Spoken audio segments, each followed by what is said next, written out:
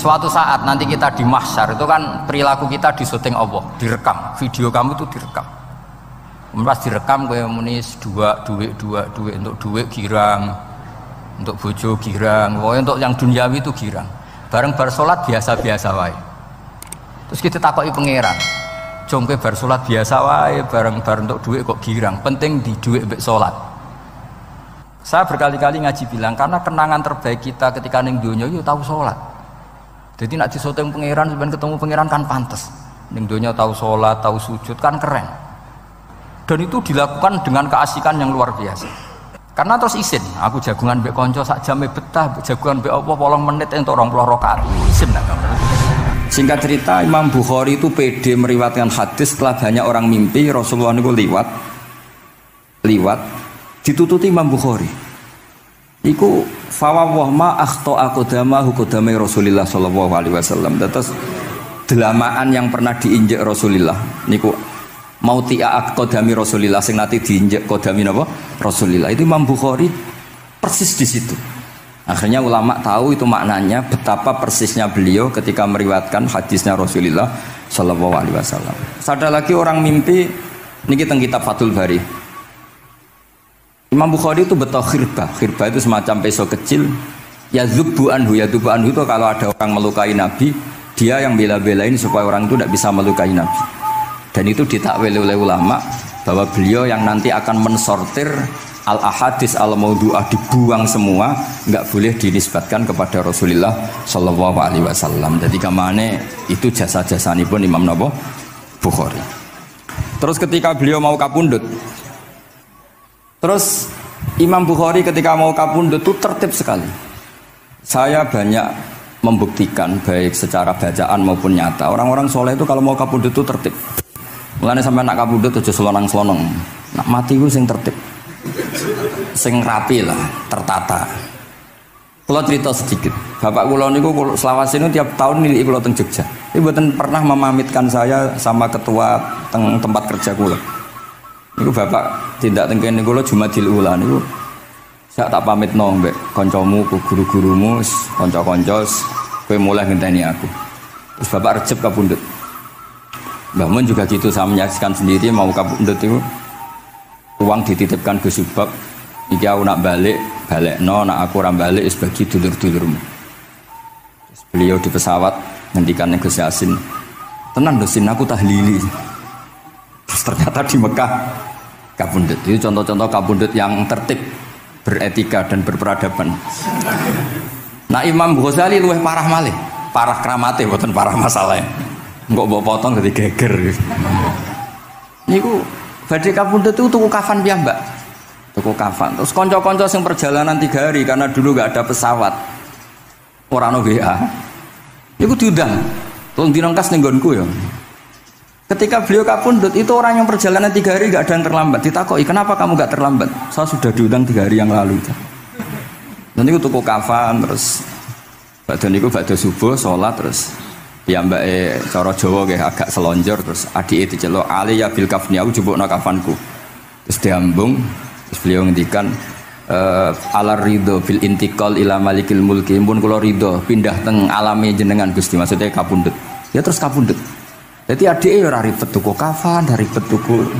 Saiki ya ana persiapan tapi gaya-gayaan untuk kuburane wis digawe. Terus gaya mergo larang kawasane iku elit. Niku mboten keramat ning sembrono niku. Lah Imam Bukhari nggih ngoten badhe kapundhut tuh wali-wali angkatan beliau ku dipeni. Desane piyambake jenenge Khortanka, napa bacane Khortanak mboten ngerti. Pokoke kawasan Uzbek karena itu ejaan Soviet. Sauni-unimu lho waca Khortanka, cek Khortanak, cek apa ngono lho. Sing maca penting aja waca demaan karena tulisannya kok sik. Niku wali-wali ngipi ketemu Rasulullah teng pagar desa, teng pojok, teng pintu gerbang. Wali-wali tanya, "Ya Rasulullah, kenapa engkau di sini?" "Antaziru Muhammad bin Ismail." Aku ngenteni Muhammad bin Ismail. Apa tak jak bareng. Terus wali-wali ini tangi krungu kabar Imam Bukhari kapundhut. Nama beliau kan Muhammad bin Ismail. Jadi akhirnya wali-wali ngerti. Jadi ya badhe kapundhut iku ditunggoni Rasulullah sallallahu alaihi wasallam. Kula waca nggih, tak waca Arabe. Engko nak mboten paham nggih muni amin nih semuanya. Mboten santai mawon sampean. Kula niki mumpung dadi wong saleh mergo nderekaken kersane Habib Bidin. Ya kadang saleh kadang ora, nek ora saleh ya istighfar wis gampang. Urusan mbek pangeran niku gampang. Ribet urusan mbek manusa. Wis yo sepuro iku kadang gremeng ya. Tapi ora usah kaget ya apike manusa kalah apik mbek pangeran. Pangeran wis Ghafur kok manusa kok Ghafur ketok ya ora lah wis biasa wae mboten. Gampang urusan mbek pangeran ya. Ya cara kaidah fikih kan ngoten. Haqqullah mabniun alal musamaha. Urusan mbek pangeran iku gampang. Nah, urusan mbek manusa ruwet ya. Sing dawuhe ahli niku wis nderene. Niku fakta apa pengalaman ya? Pengalaman apa fakta? Pengalaman. Pengalaman. Niki kanca kula oleh ahli di ahli Al-Habsyi. Nggih boten enten perkembangan mulai riyen mbek kula ya ora jelas ya. Nggih kula waca ya. Akhbarana Muhammad bin Makki sami'tu Abdul Wahid bin Adam at-Tawasis yaqul ra'aitu an-nabiyya sallallahu alaihi wasallam fi naumi wa ma'ahu jama'atun min ashabihi wa huwa waqifun fi mawdi'in fasallamtu alaihi faradda alayhi salam faqultu ma wuqufuka huna ya Rasul qala antadhiru Muhammad bin Ismail falamma kana ba'da ayamin balaghani mautuh fanadhartu fa idzan huwa qad mata fi sa'ah allati ra'aitu fiha an-nabiyya sallallahu alaihi wasallam. Monggo nggih nak badhe kapundhut sing tertib nggih. Habib Ali bin Utsman kabari Habib Bidin ya Ali Al-Habsyi ya Muhammad kondo-kondo sik dadi saged takziah nggih. Dadi niki mboten niki ditiru nggih monggo, mboten nggih sae kersane mboten nyaingi Imam Bukhari. Lan kula kadang salah iku ya istighfar, tapi kadang-kadang ya biasa. Nah aku bener terus ora kaya Imam Bukhari, dadi ben salah sithik-sithik ora ben salah ya tetep salah, sementing gelem istighfar, gelem nak menawa iku dadi tawadhuke kita semua. Tapi yang jelas niku kula suwun kitab ini kitab barokah karena para habaib, para wali semuanya pakai kitab napa? Bukhari. Wau sing didhawaken teng dongane Habib Abu Bakar Segaf Kutub Gresik bahwa ya Allah kita mendengar hadis-hadis yang diriwayatkan Imam Bukhari dan semuanya mengarahkan kita tambah mahabbah kita li taatika untuk taat kepada jenengan. Saya beri contoh satu betapa hebatnya Rasulullah SAW untuk menjaga kenyamanan kita dengan Allah Ta'ala. Misalnya Sayyidul Istighfar yang tadi baru dibaca. Saya berkali-kali bilang mbek wong khusuk-khusuk sing berlebihan. Nah istighfar nuwangis kaya-kaya nasi pendekne mau dosa tok. Sale bar delok wong wedok ning pertolon nuwangis ora barbar. Oke itu bagus karena eling maksiate. Tapi seakan-akan sifati Allah yang ngasih dia maksiat dan hubungannya dengan Allah hanya ditakdir maksiat. Padahal Allah tadi ngasih dia sholat subuh, ngasih dia sholat duhur, ketemu habaib hormat, ketemu kiai hormat. Reputasi Allah yang baik ini enggak dihitung. Si dihitung salah ini. Sehingga terus dia akhirnya sumpah, nak keterusan itu akhirnya rondo, sama aja terus nulis pokoknya. Tapi kalau Nabi ngajari kita tidak seperti itu. Sayyidul Istighfar di antara kata-katanya tetap Abu ulaka bi ni'matika alayya. Gusti apapun kula niki makili kita loh ya, tidak makili Kanjeng Nabi. Tentu kalimat itu dari Rasulullah. Tapi anggap saja yang baca kita. Ini penting dalam ilmu hadis. Ya Allah apapun salah saya wau kula teng terminal teng napa delok itu oke niku salah Gusti. Tapi kula ditakdir gak nganti zina. Kanggo wong biasa-biasa ngene iki ora nganti zina iku top.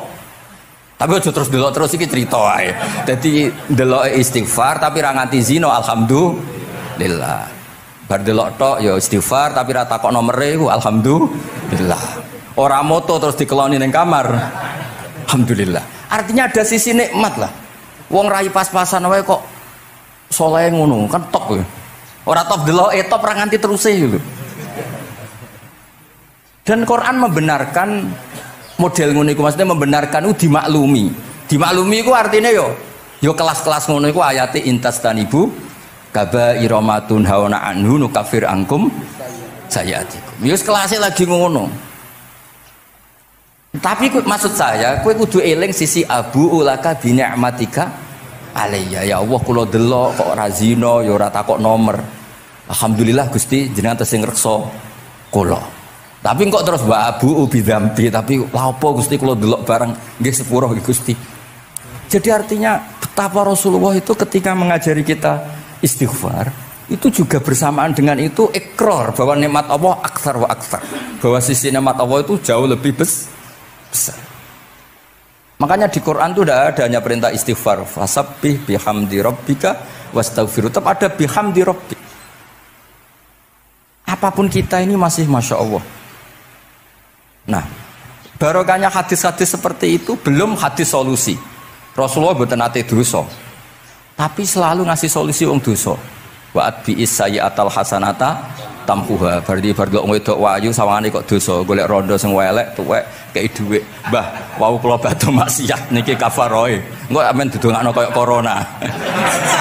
Muga-muga panjang apa? Artinya itu mboten iki mboten, mungkin nak kula salah ben dikoreksi Habib Ali.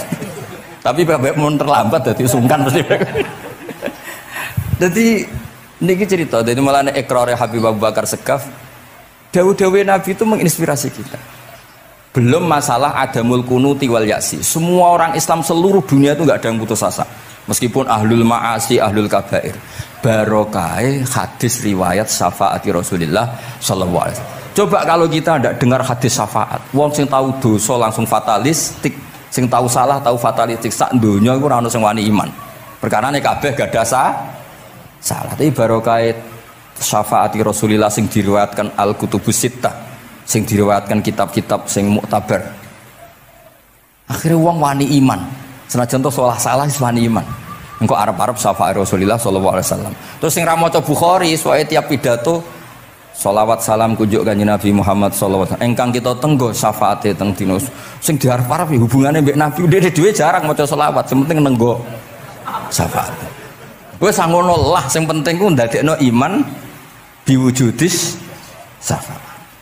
Wah niku terakhir tentang Isra Mi'raj. Ono kata-kata mungkin Gus Apang nyanyine mari sediluk mungkin. Nah, niki kitab Fathul Bari tentang Mi'raj niki kan tesih Isra Mi'raj. Dados nabi ku ya manusa ya kadang-kadang ku ya rondok cara boleh dibahasakan ku rondok ra ikhlas. Dibahasano hasud kok kasaran ya ora pati ikhlas. Tapi ora ikhlase nabi niku barokah. Riyen kita tahu pertama wajib sholat ku 50. Nabi Ibrahim di langit ke-6, kila 7.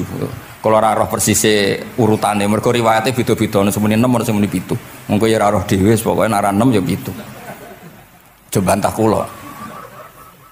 Akhirnya Nabi Ibrahim jenenge capek. Apa mat diceluk wong pancen bae. Dikan salat 50 rakaat. Mendel Nabi Ibrahim, ora biasa bantah. Bareng tok Nabi Musa bantah. Apa mat 50? Dekne asline bantah iku ora kok perkara piye. Asline iku gak krana sakake kita mboten. Rodok ngeprekno lah cara Jawa. Piye mat 50? Umatku sing gagah-gagah ra kuat apa meneh umat. Dadi asline iku yo rasake kita. Mulane kula rapati utang jasa asline di bab ini karena asline iku terusane inna ummataka la tutiku dzalik. Umatmu ra kuat. Wong Bani Israil umatku sing gandengan gagah-gagah ra kuat apa meneh umatmu. Padahal kita ya nyatane ra kuat tenan, tapi alhamdulillah. Singkat cerita terus rodok terjadi debat kecil. Kanjeng Nabi karena ahsanan nasi khalqau wa khuluqa. Nurut mawon. Matur ning pangeran Gusti khafif anni. Sampai pangeran disudo 5, berarti itu saya pinten? Matur nang Nabi Musa ijek abot 45. Njaluk ringanan neh. Sampai akhirnya ping 9. Ping 9 berarti 5 ping 9 kalong pinten? 45. Ini saat jenis Nabi Musa sail 5 lah cek jaluk nih keringanan waduh anak sido ini kumpul rasidono wajib sholat tapi pertanyaannya lah apa ada Mi'raj jebule ratu apa kan gitu. Itu jasanya Nabi Musa baru kayak protes nih seket jadi binten gangsa. Tapi itu sisi Nabi Musa. Tapi kalau ini cerita tentang riwayat ini tentang Fathul Bari kalau waca mawon. Ketika Nabi Musa di langit ketiga atau keempat, ini kan dilangkai kanjeng Nabi. Dilangkai itu nangis. Nangis itu nangis protes. Ditakoki oleh malaikat Jibril, kenapa kayak nangis? Grutu itu gak adil iki. Cah wingi kok ngangkai makomku. Grutu. Akhirnya kanjeng Nabi takok. Niku sinten? Iku Musa. Nembe nopo? Ya nembe grutu. Sing digrutoni sinten? Pangeran. Lah terus pangeran gak piye-piye, gak wis biasa aja. Mboten niku lho mboten gawe-gawe. Nek ora percaya sampean waca dhewe kitabe. Kok eja sithik-sithik. terus lah kena apa? Ya mergo sampean luwih enom tapi nglangkai makome, rada ora trimo. Marane tabayun kan cara saiki tabayun dikonfirmasi. Kula waca mau narape, mungkin nek sing ra ngandel nggih ben ngandel, nek sing ra ngandel nggih ben ya ben goblok wong tak wacana kok ora ngandel.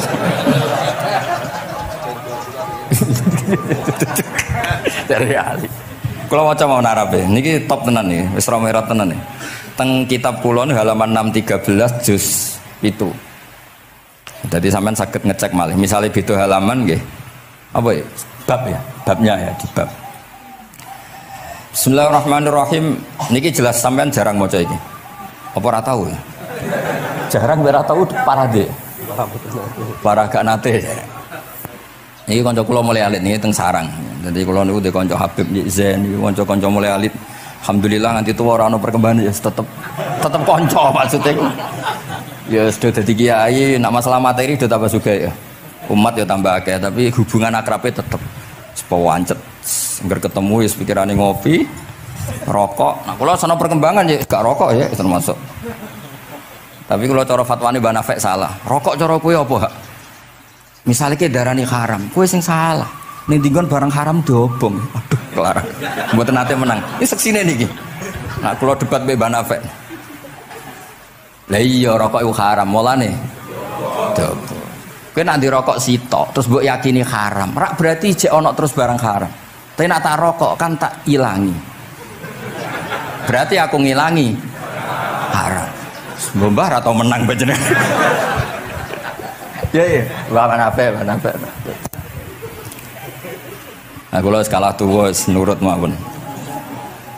Ini alhamdulillah niki majelis kula seneng sangat ditunggoni para habaib saged nderekaken kersane Habibiddin. Kula nggih ora ngrasa paling bener wong dikongkon mawon. Tapi kelirune insyaallah ora nganti 1%, 0,0 sekian persen pantes-pantes iki. Ya kudu ya kudu ngono.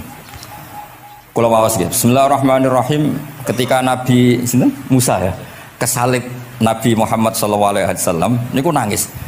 Terus lam azunna ahadan yurfa'u alayya. Saya itu tidak pernah mengira ada orang diangkat meninggi saya. Gak terima.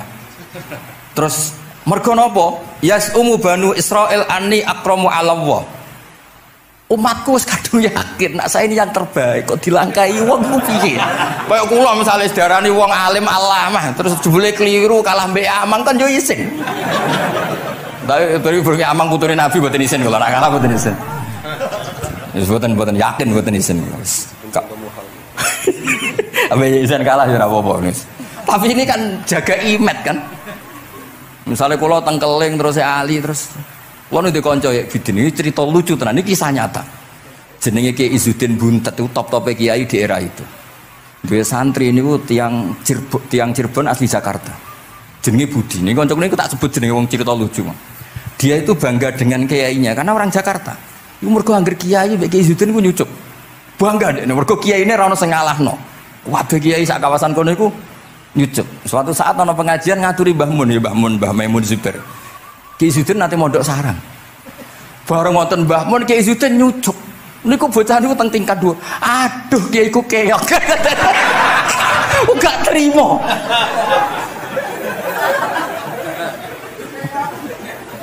Karena dia ngukur menang kalah ini pakai nyucuk. Mulane kula tak biasakno nak mbek wong sepuh nyucuk, mbek ben tawaduk.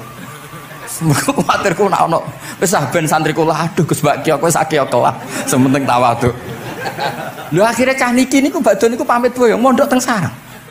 Karena dia tidak ingin punya kiai yang nyucuk. Dia oleh muni aduh kiaiku keok. Niku kiai dia diceritani guyu ra barbar. Yus, dia aku kalah. Lagi Nabi Musa itu ya Nabi ya manusia. Bareng Nabi Muhammad ngelangkai makome. Ya Allah, lam azunna anna ahadan yurfa'u alayya. Mbok sampean maca yurfa'u bo yarfa'u wis boleh. Sauni-unimu lah. Sementing aja yurafi'u aja yarfa. Sauni-unimu lah. Enake apa? Diangkat sak dhuwurku apa? Apa ya sampean maca milih apa ya? Bebas ya? Apa ya nama baca? Yurfa'u. Wedi nek mergo ngarepe wong akeh mergo. Sakake kula maksude nak. Akhirnya terus ditanya sama malaikat Jibril, "Kenapa kira-kira gitu?" Wa yaz'umu banu Israila anni akramu 'ala Allah wa hadza akramu 'ala Allah minni. Ini urusan nama umatku wis yakin saya ini nabi terbaik. Masalah kan cara image. Kaya wong elek pacaran terus kancane luwih ganteng kan ya mriyang kan. Mulane kabeh iku anggere pacaran mesti ngajak kancane sing luwih elek. Niku nak pengalaman. Masalah kan.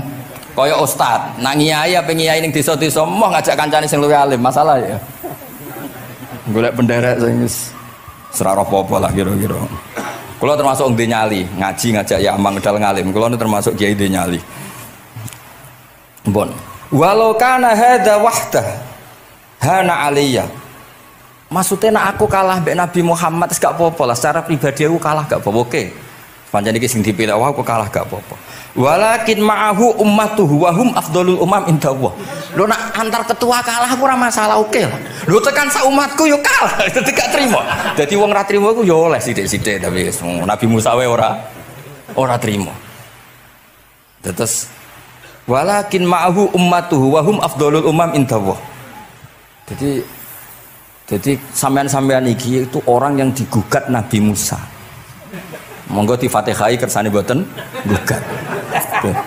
Jadi nak pas kalah mbek Nabi Muhammad itu pun ikhlas ya, tapi bareng kalah mbek antar umat kalah niku gak trimo. Walakin ma'ahu ummatuh wa hum afdhalul umam indallah. Lah niki sing lucu qala Jibril hadza Musa wa may yu'atibu, kanjeng Nabi tanglet wa may yu'atibu, terus sing digumami sapa, sing digremi sapa? Qala yu'atibu rabbahu fika. Lho niki kula maca. Kok nak kurang marem tak seksine ya amang tak kon maca. Yu'atibu rabbahu fika. Qultu wa yarfa'u sautahu ala rabbi. Ning ngarepe pangeran ya wani pahpoh ngono gak mane cara Jawa iku. Qala innallaha qad arafa lahu khiddata. Pangeran biasa, nak ngomong ya rada keras ngene dadi pangeran wis biasa maklumi. Wa fi riwayatin innahu ya'rifu dzalika minhu. Allah kenal banget. Ini jenis wong protes iku wis kenal banget. Terus, nah ini terus mulai analisis ulama. Qala ulama lam yakun buka Musa hasadan ma'adallah fa innal hasad fi dzalikal alam manzu'an ahadil mu'minin fa kaifa biman istafahu wa ta'ala bal kana asafan ala ma fatahu minal ajri alladhi yatarattab larful. Ini kan analisis walhasil hakikate Nabi Musa mboten hasud tapi ya serapati siap kalah wae dan niku ya normal wae wong manusa. Semoga nak sampean ra siap kalah mbek kula nggih saged maos Bukhari, saged maos Fathul Bari. Nah, misalnya kepeksa ya eling salah ya aja eling bener. Tapi sampean kok nantang Qur'ane nak salah ditulis sito, nak bener ditulis 10. Mulane kalau nak salah ya kira-kira jek duwe 9 lah. Mergi 10 dikurangi pinten? Setunggal. Tapi mboten penting lah. Sing penting niki kula cerita. Kula seneng mboten krana ngrasa paling bener mboten, saged nderekaken kersane Habibidin, para habaib, para kiai. Kula posisi makmur diminta kula suwun niki nambahaken mahabbah kita teng Rasulullah sallallahu alaihi wasallam. Apalagi tadi saya minta ijazah Habibidin karena dapat ijazah dari Habib Salim bin Umar bin Muhammad Asgaf, ijazah dari Habib Abu Bakar Segaf tentang doa Khatmul Bukhari, dan tadi doa yang luar biasa. Jadi saya pastikan bahwa kita seperti ini tuh barokahnya riwayat sahihah. Andaikan kita ngikuti riwayat misalnya murtakibul kabirah itu kafir, orang melakukan dosa itu kafir, kayak apa umat Islam akan habis, karena semuanya yang pernah salah akan merasa kafir dan merasa repot. Ini barokah ahadisus syafa'ah, barokahnya ya pokoknya akhirnya semuanya punya harapan nanti ketemu Allah itu untuk syafaat. Barokah itu harapan mereka tetap jaga iman, jaga kebaikan-kebaikannya, enak menowo, semua itu bisa menghapus kesalahan. Jadi agama ini selalu datang bawa solusi. Oke, semua manusia kulubani Adam khotoun, semua potensi salah. Al-insan makhluk khoto apa? Tapi Nabi ngasih solusinya. Wa'at bi isayyatal hasanata tamhuha. Atau kalau di Quran innal hasanat yuzhibnas sayyi'at. Dan ini membantu kita, menguatkan kita. Bahkan ada beberapa riwayat yang mangkola lewat dakhalal jannah, terus macam-macam bahwa inzana wa ini saroko macam. Bukan pernah kita tidak pernah mensyariatkan hal-hal yang buruk, pasti tidak pernah. Tapi jangan pula yang pernah buruk kemudian ditutup pintu tobatnya, tidak seperti itu agama. pintu tobat tetap maftuh sampai matahari terbit dari barat. Terus niki kula maos teng kitab kula niki kersane niki seksine ben loro. Niki ya amang takkan maca mulya umu bani seben ya ben barokah. Iki mulya umu bani Israil. Yes umu bani Israil. Bener. Bismillahirrahmanirrahim. Qala Musa yaz'umu banu Israila anni akramu 'ala Allah wa hadha akramu 'ala Allah minni. Zada al-Umawi fi riwayatihi walau kana hadha wahdahu hana 'alayya walakin ma'ahu ummatuhu wa hum afdalul umami 'inda Allah wa fi riwayati Abi Ubaidah. Terus ini yang faqala Jibril hadha Musa qultu wa man yu'atibu qala yu'atibu rabbahu fika qultu wa yarfa'u sawtahu 'ala rabbih qala inna Allah قال إن الله قد عرف له حدته وفي حديث ابن مسعود عند الحارث وأبي يعلى والبزار وسمعت صوتا وتذمرا فسألت جبريل فقال هذا موسى قلت على من تذمره قال على ربه قلت على ربه قال إنه يعرف ذلك منه. Innahu ya'rifu dzalika. Ini yang terakhir barokahnya kitab Bukhari juga kita maklumi ya, meskipun sifatnya hanya maklumi. Kalau ada orang satpam, macak satpam sholat, petugas SPBU ketika dengan seragam SPBU gini apa? Sholat. Meskipun kita yakin berpakaian ahsanil ahwal, kados jubah, amamah itu sunnat. Kita yakin seyakin-yakinnya. Tapi barokahnya Imam Bukhari, kemudian kita tahu bahwa komunitas kita, pantasnya penjaga SPBU macak piye, penjaga napa Indomaret itu macak piye, satpam pancete macak piye. Terus ketika kalau sholat itu piye? Ini saya beri contoh. Bismillahirrahmanirrahim. Ini halaman 75 di bab sholat kitab Bukhari juz 1. Haddatsana Ahmad bin Yunus, haddatsana Asim bin Muhammad, haddatsani Waqid bin Muhammad an Muhammad bin Munkadir qol shalla Jabirun fi izarin qad aqadahu min qibali qafahu wa siyabuhu mawdu'atun alal misjab. Qala lahu qailun tusalli fi izarin wahid qal innama sana'tu dzalikal yarani ahmaku misluk wa aina ma kana lahu saubani ala ahdi Rasulillah sallallahu alaihi wasallam. Jadi Jabir itu salat sarungan tok, ora klambenan, ora nganggo kethu, ora nganggo popo, kak sarungan tok ditalekno gulune. Lah era tabi'in wis salate wis resmi-resmi. Lho jenengan sahabat kok salat ngoten. Ben wong koyo kowe roh, nak salat ngene iki wis sah. Nah barokahnya itu kita ngerti auratul rajul itu kayak apa? Andai kan tidak ada peristiwa itu, maka pakaian yang dipakai Nabi dan sahabat dikira syarat sahnya sholat, sehingga semuanya harus seragam seperti itu. Tapi barokahnya pernah ada sholat seperti itu, kita tahu mana auratul rajul yang harus ditutup ketika sholat. Itu ya barokahnya riwayatnya Imam Bukhari. Terus beliau meriwayatkan qalat Ummu Hani iltahafan Nabi sallallahu alaihi wasallam bisaubin wa khalafa baina tarafaihi ala atikaihi. Terus ini ada riwayat lagi an Umar bin Abi Salamah annahu an nabiyya yusalli fi saubin wahid fi baiti Ummi Salamah qad alqa tarafaihi ala atikaihi.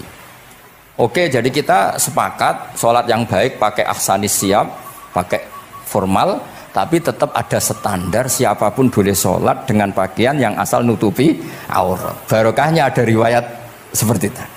Lagi-lagi riwayat ini berkah sekali. Makanya kalau matur nuwun sangat dan sangat hormat adat-adat para habaib yang selalu khataman Bukhari, adat-adat kita yang selalu baca kitab-kitab madaih, kitab-kitab semuanya kita harus syukur, semuanya itu mengawal mazhab ahli sunnah wal jamaah. Dan saya baca seperti ini, kenapa saya bawa kitabnya, biar yang punya kitab bisa nyari di kitab masing-masing. Semoga hanya beda halaman, bukan saya punya Bukhari sampean punya kitab yang enggak Bukhari. Maksudnya tuh dua ini buku ini ngomong. Jadi jelas gitu. Terus adnal ahwal, misalnya pakaian minimal seperti itu penting.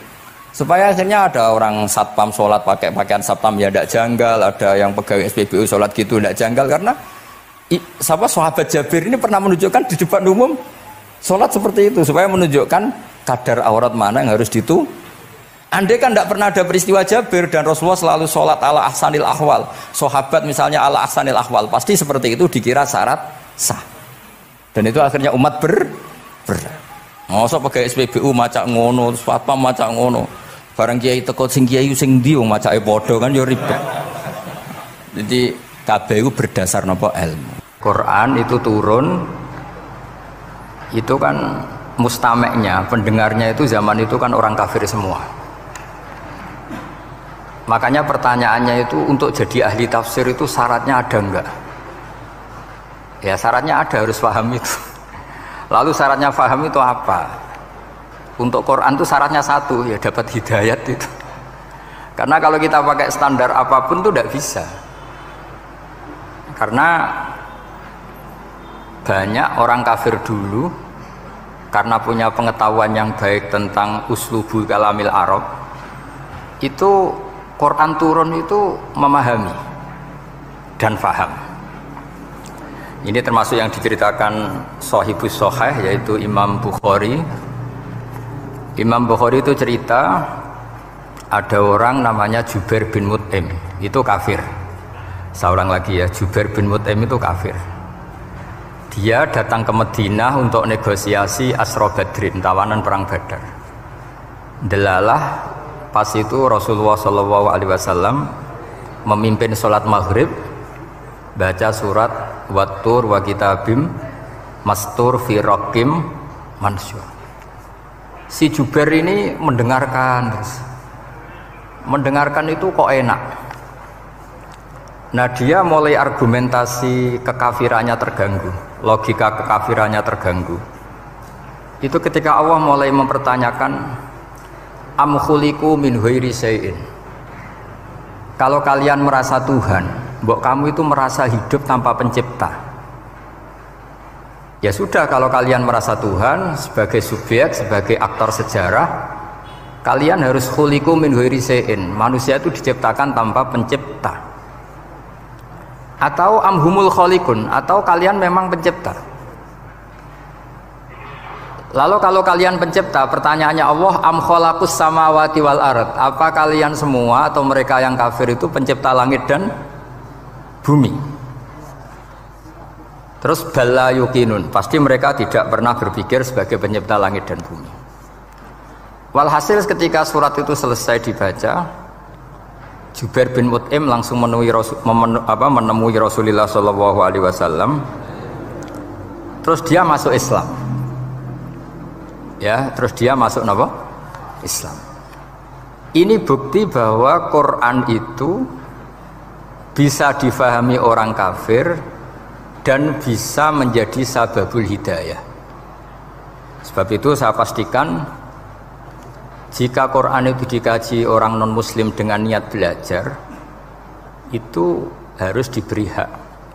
Wa in ahadum minal musyrikin astajaroka fa ajirhu hatta yasma'a kalam Allah summa ablihu ma'manah. Jika ada orang kafir minta akad aman supaya dia bisa belajar Quran, harus diberi hak.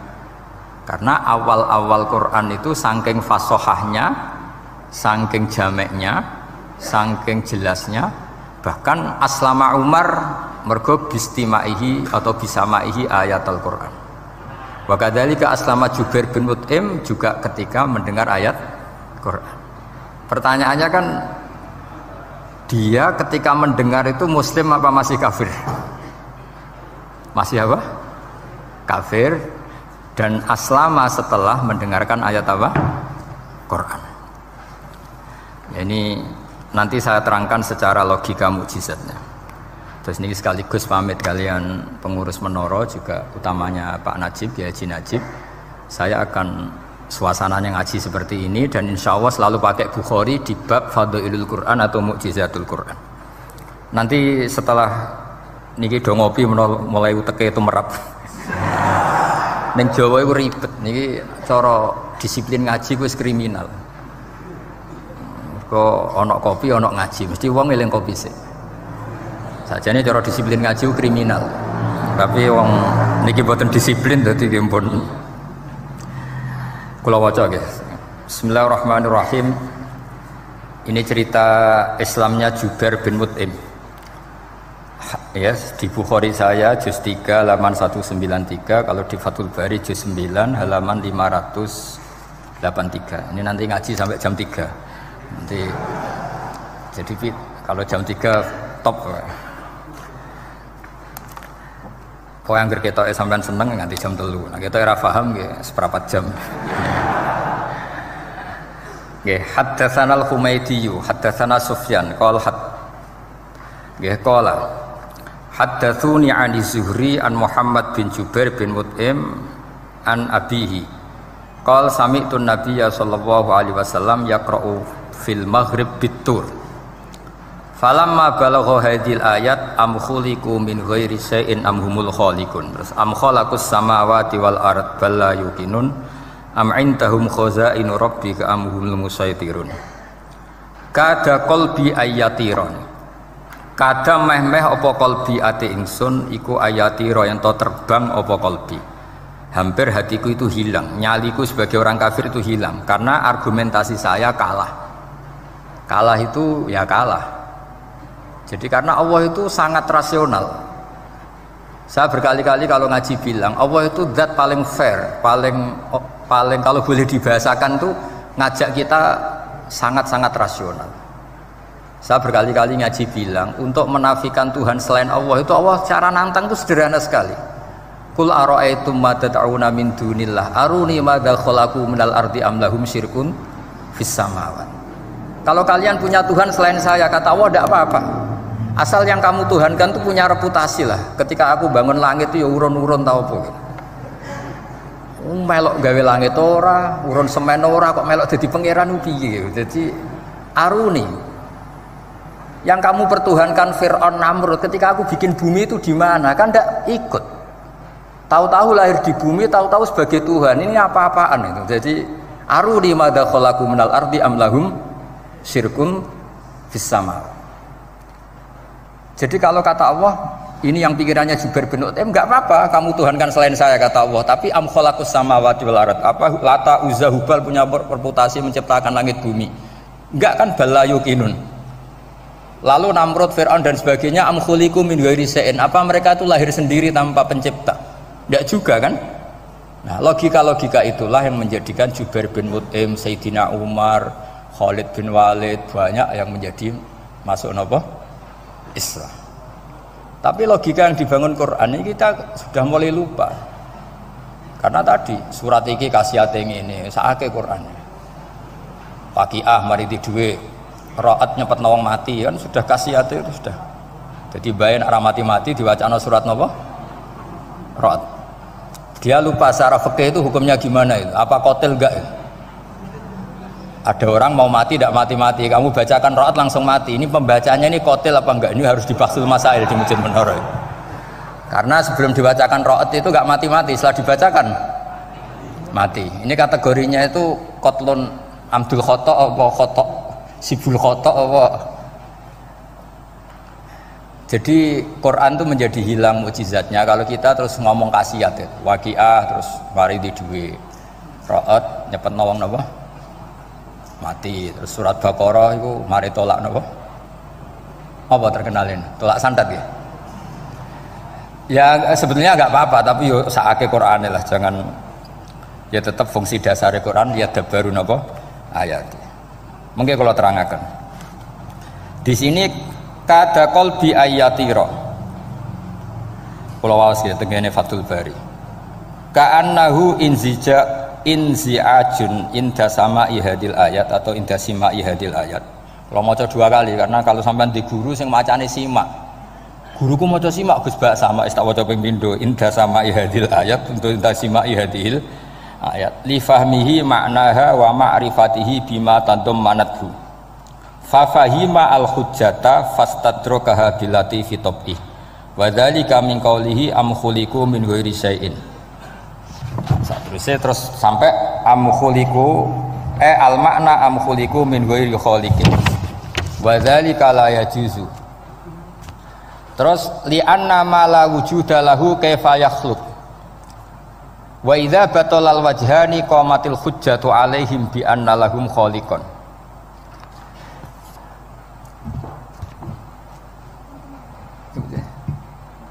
Wah, aneh-aneh.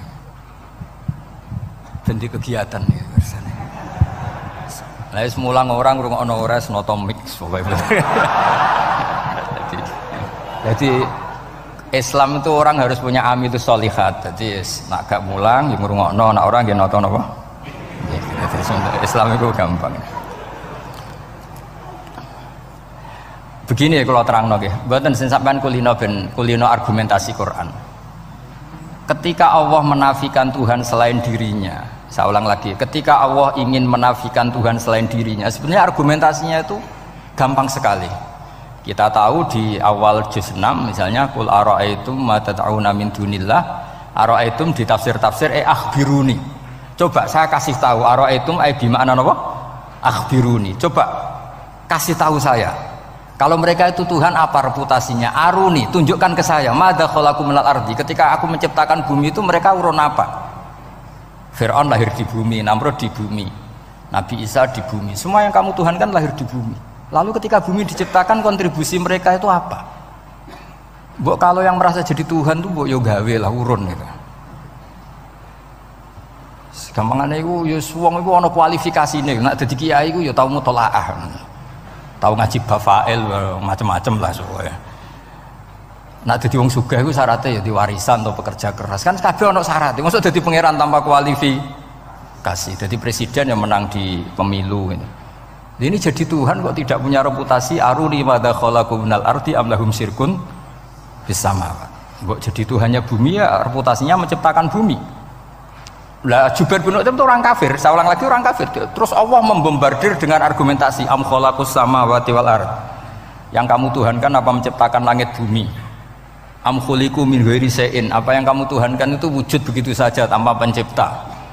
Wos pokoknya dibombardir gitu. Sampai beliau tidak kuat akhirnya matur Rasulullah asyhadu alla ilaha illallah wa annaka rasulullah. Jadi dulu itu mukjizatnya Quran itu orang kafir saja tahu. Saking dahsyatnya, logika yang dibangun itu saking dahsyatnya. Dan itu murni argumentasi ilmiah, bukan jimat, mboten. Terus diwaca sakmene ambek poso, iku mboten enten ngoten riyen. Ya pokoknya memang ilmiah. Saya punya sekian contoh. Sampean boleh nggak percaya, tapi kebangetan ora percaya. Dulu di antara sifatnya Rasulullah, saya sering ya kadang-kadang ya kepengen emosi lah. Wong dikandani pangeran kok angel ra karuan. Tapi dulu para nabi itu disifati Allah qad ja'atkum bayyinatum mir rabbikum. Orang-orang kafir dulu disalahkan Allah karena sudah ada bayinah. Bayinah itu kebenaran yang ketok welo-welo, begitu jelas. Sehingga Allah ketika mensifati kekasihnya yaitu Rasulullah SAW, itu status yang ditonjolkan Allah itu apa? Lam yakunil ladzina kafaru min ahlil kitab wal musyrikin munfakina hatta ta'tiyahumul bayinah. Itu siapa? Rasulun minallah yatslu suhufam mutahharah. Orang kafir yang ngotot terhadap kekafirannya, baik ahli kitab maupun orang musyrik, itu tidak akan tercerabut dari akar kekafiran sehingga datanglah bayinah.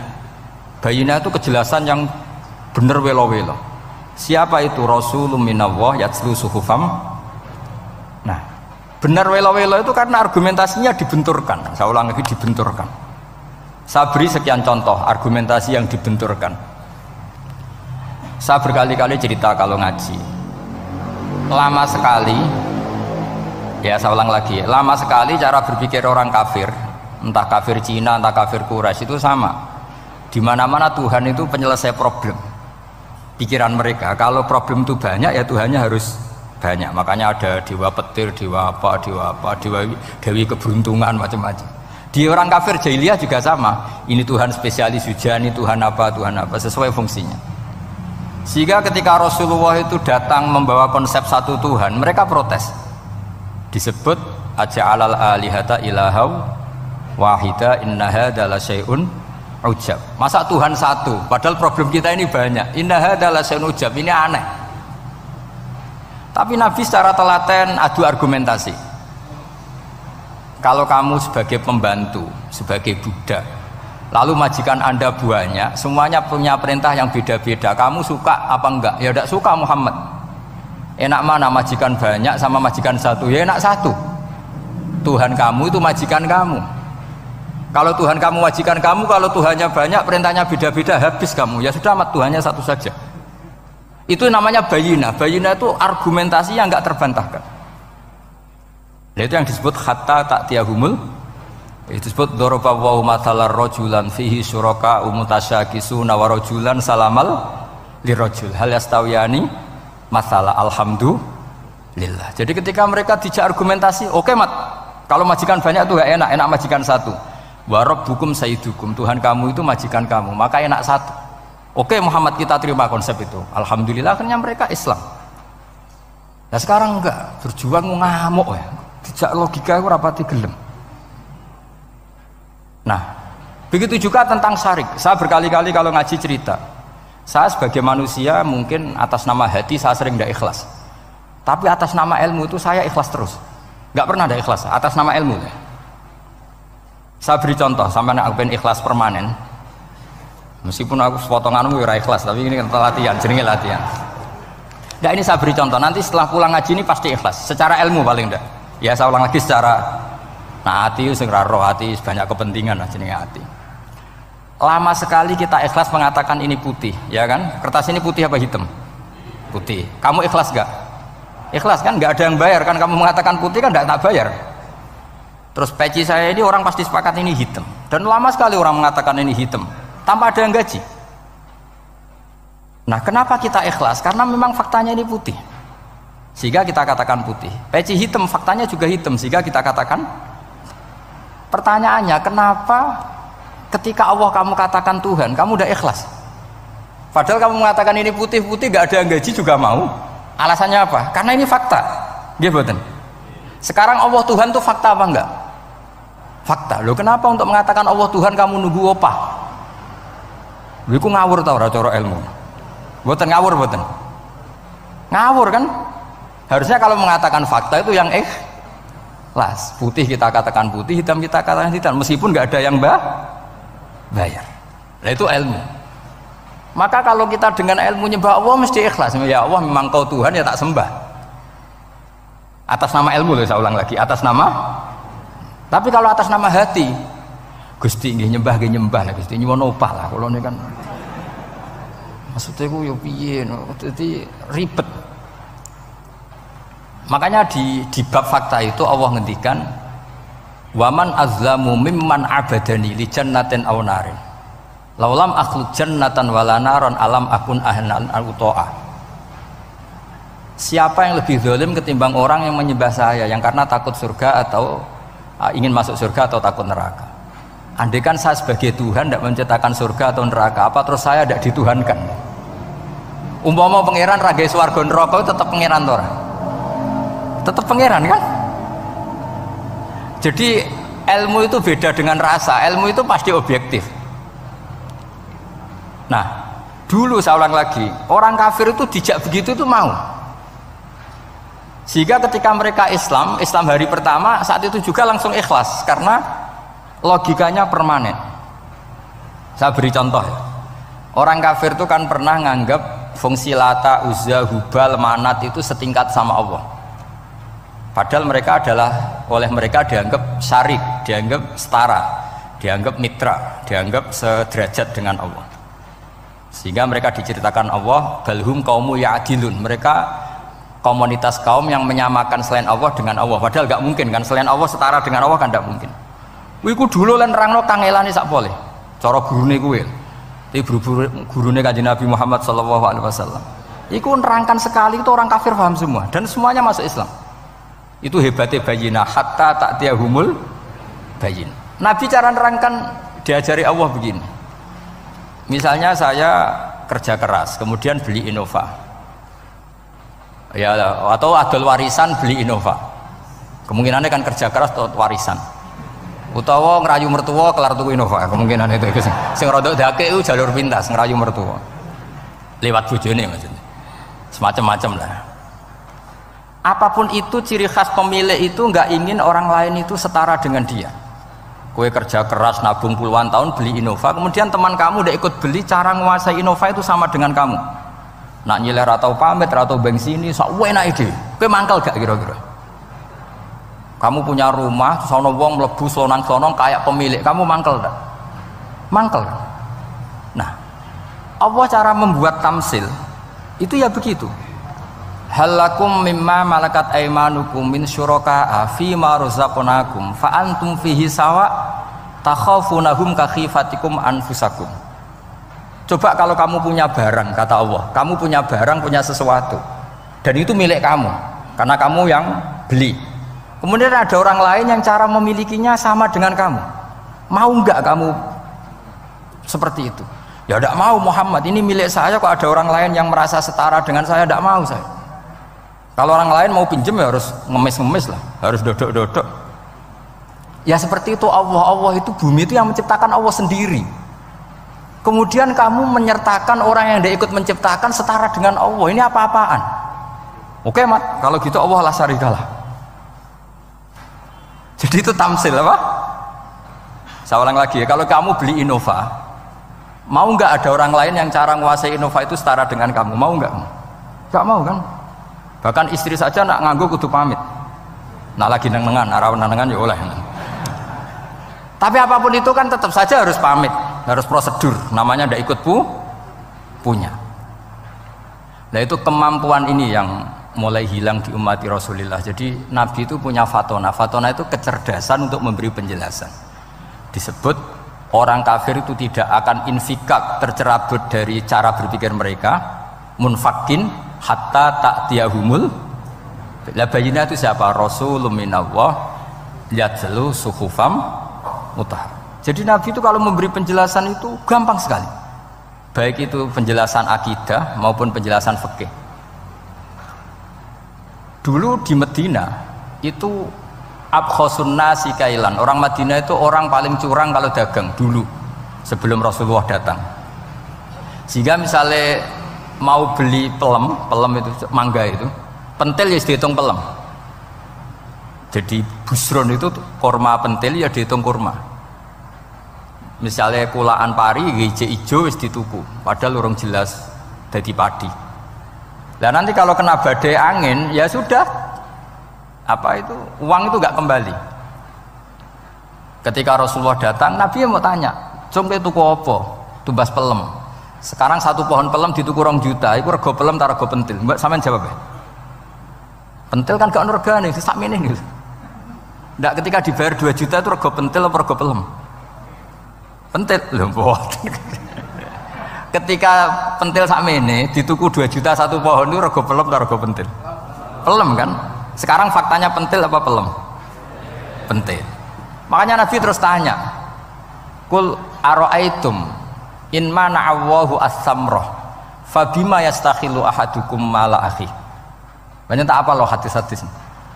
Andai kan nanti pentil ini kena angin, kemudian 2 juta itu bayari apa coba? Diarani bayari pelem rantuk pelem, dibayari pentil kok regane 2 juta, wong dipangan yo ora kena.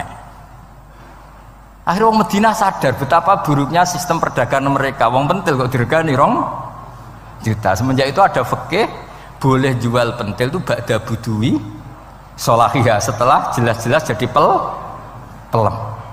Paham ya? Dan Nabi cara nerangkan gampang, fabima yastakhillu ahadukum mala akhi. Lalu alasan halal itu apa? Kamu mengambil uang 2 juta atas nama apa? Atas nama pelem ya Rasul, di peleme.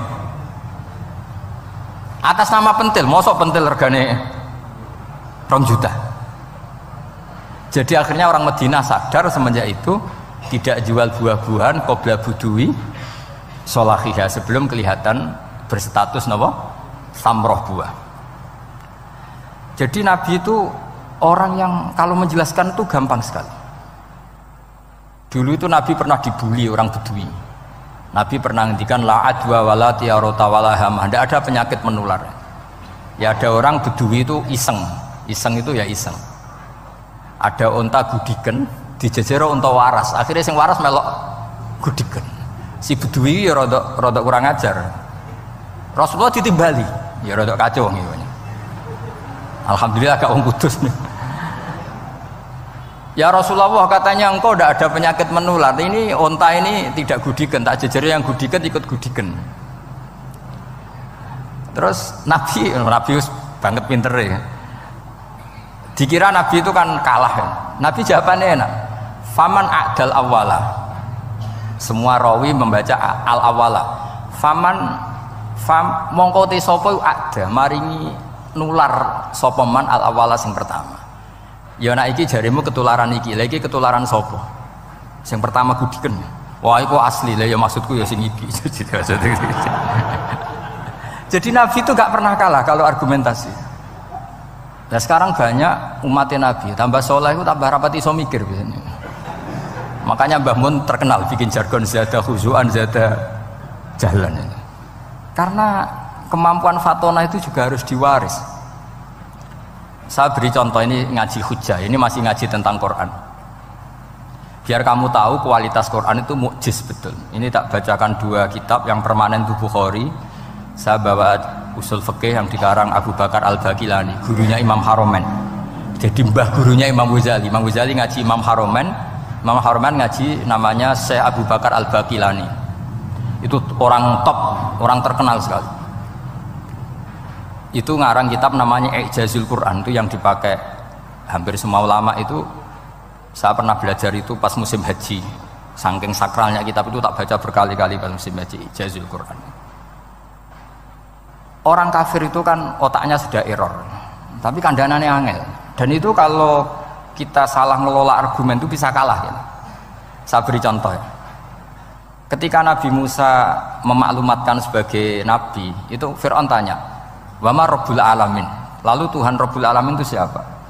Jawabnya Musa ge normatif, Rabbus samawati wal ard, yang nuhani langit dan bumi. Fir'aun enak aja gampang. Ma'alim tulakum min ilahin ghairi. Saya jalan-jalan kemana-mana yang dituhankan di bumi saya, berarti ya saya Tuhan. Soal kemungkinan Tuhan di langit, terus Haman dipanggil. Haman itu arsitekturnya Fir'aun. Ya Haman ibnili sorkhal la'ali abluhul asbab as-samawati fa'attali'a ila ilahi Musa. Haman bikinkan piramida yang tinggi supaya saya bisa melihat Fir'aun. Tuhannya siapa? Musa. Wa inni la'azunnuhu kadziba. Diulang beberapa ayat, ada yang wa inna la'udzunuhu minal kadzibin, itu ada beberapa ayat malah. Musa kan kaget, oh ini nak piramida dadi Fir'aun munggah mesti roh pangeran. Wong sing aku nabi ora tau roh langsung pomene santri ta barang ora roh.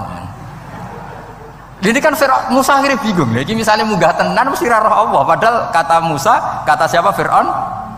Ibnili sorkhal la'ali abluhul asbab as-samawati fa'attali'a ila ilahi Musa. Kemudian saya bisa melihat Tuhannya siapa?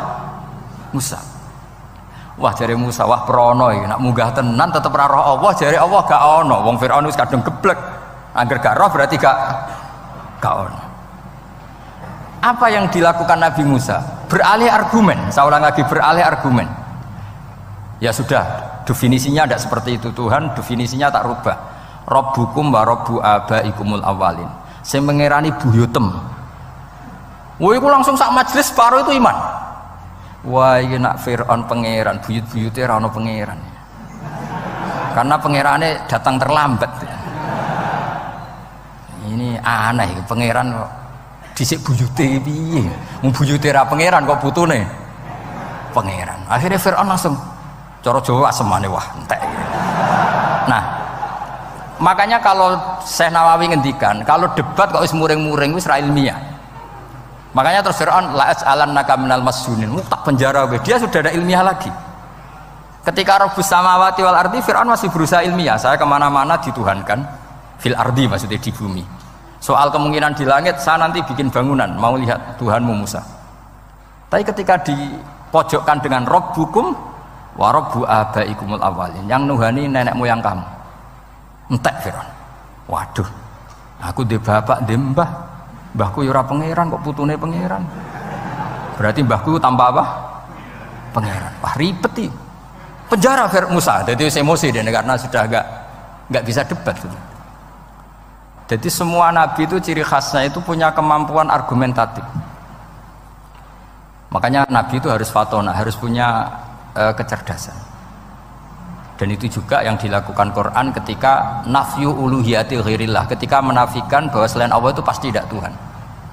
Ya tadi, kalau Allah itu punya pesaing sebagai Tuhan, ya namanya Tuhan, reputasinya ya aruri madza khalaqu minal ardi am lahum syirkun fis samawat. Mungkin kalau orang-orang tajwid hanya nekuni fis samawati itu fis samawati itu kan urusan tajwid ya. Tapi kalau kita yang ahlul makna itu nekuninya kalau merasa Tuhan itu mbok ya punya reputasi. Di antara reputasinya itu ikut menciptakan langit dan bumi. Nah dengan demikian namanya bayinah. Bayinah itu kebenaran yang ketok welo-welo. Sehingga orang kafir itu tidak bisa berbantah-bantahan lagi. Nah, ini disebut lam yakunil ladzina kafaru min ahlil kitab wal musyrikina munfakina hatta ta'tiyahumul bayinah. Bayinah itu siapa? Rasulun minallah yatlu suhufam mutahharah. Makanya orang kafir dulu itu matur nuwun tenan mbek Islam. Mergo qad ja'atkum bayyinatum mir rabbikum. Bayinah itu harus ada. Makanya kita sekarang harus sesering mungkin bikin bayinah. Misalnya begini, saya ini kan kiai. Kiai itu kan untuk menunjukkan bahwa yang paling membahagiakan itu sholat. Ya tersiksa kita itu kita kalau tidak sholat, kita tidak sholat. Ono kiai kok tersiksa radi duwe, itu rapati kiai. Mergo berarti orang dadekno sholat itu himmah. Nah caranya gimana? Kita latih. Kita latih, misalnya begini tak, sampean tak latih. Nak sampean ora paham berarti ra kiai. Kudu paham. Nak paham berarti wis kiai. Suatu saat nanti kita di mahsyar itu kan perilaku kita disuting Allah, direkam, video kamu itu direkam. Pas direkam kowe muni duit untuk duit girang, untuk bojo girang, pokoknya untuk yang duniawi itu girang. Bareng bar salat biasa-biasa wae. Terus kita takoki pangeran, "Jom kowe bar salat biasa wae, bareng untuk duit kok girang, penting di duit mbek salat." Mau sini-sini wong, misalnya ketemu pangeran ngoten kan di sini-sini wong. Beda dengan Rasulullah.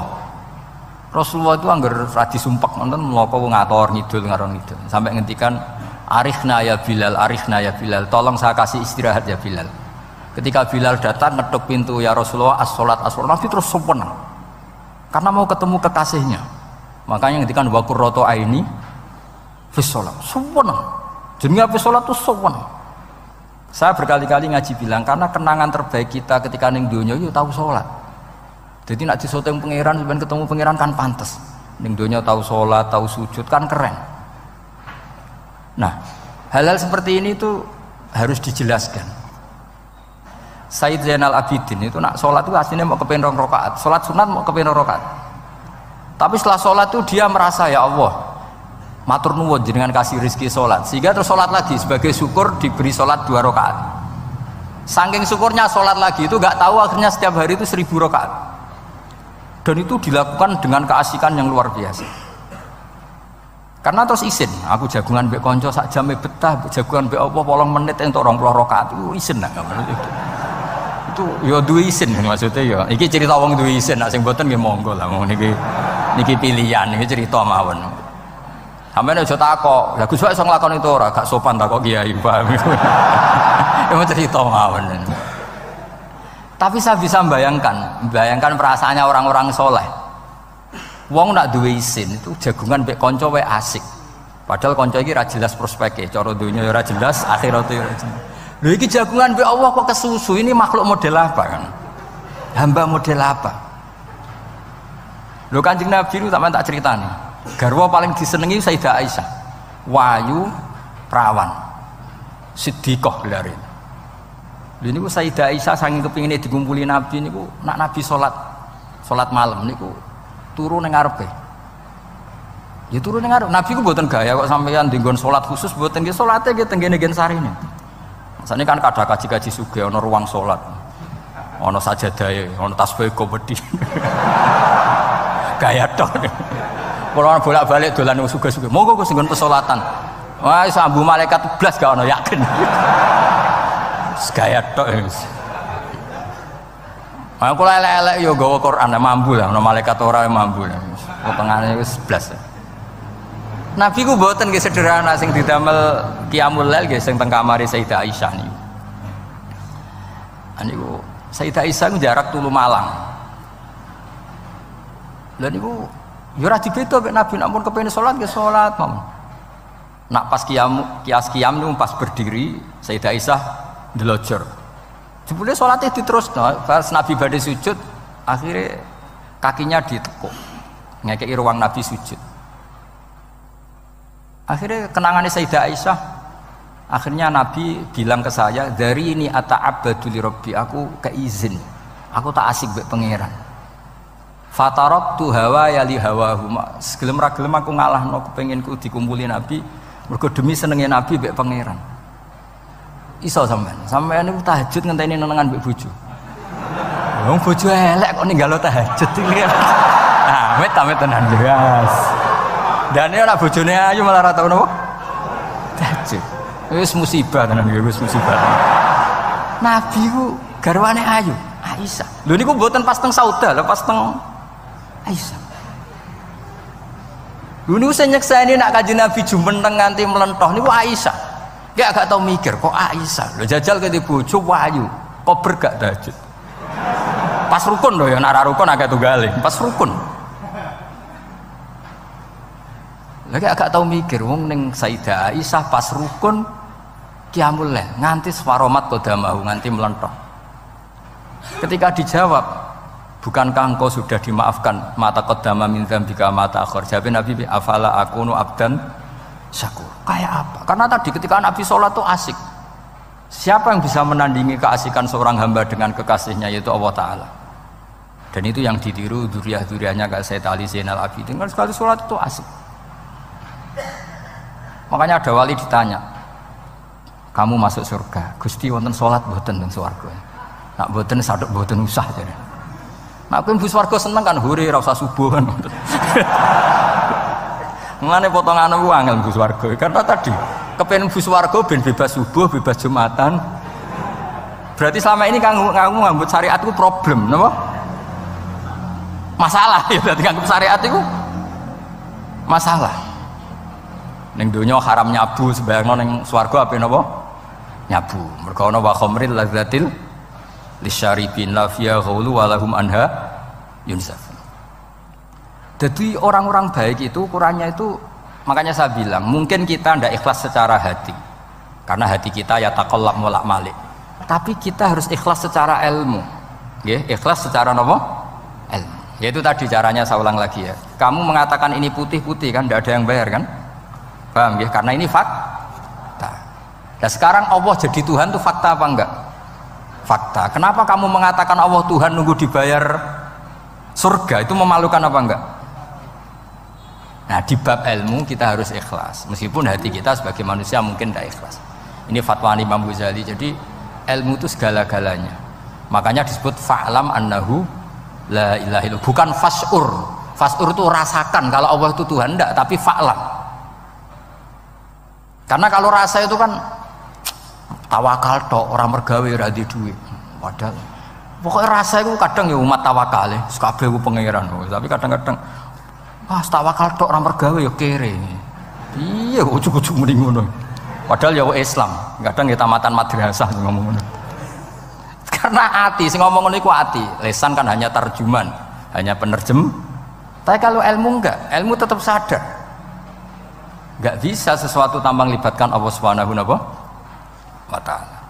Terus kalau suwun niki ada napa? Makalah sing kula simpen napa?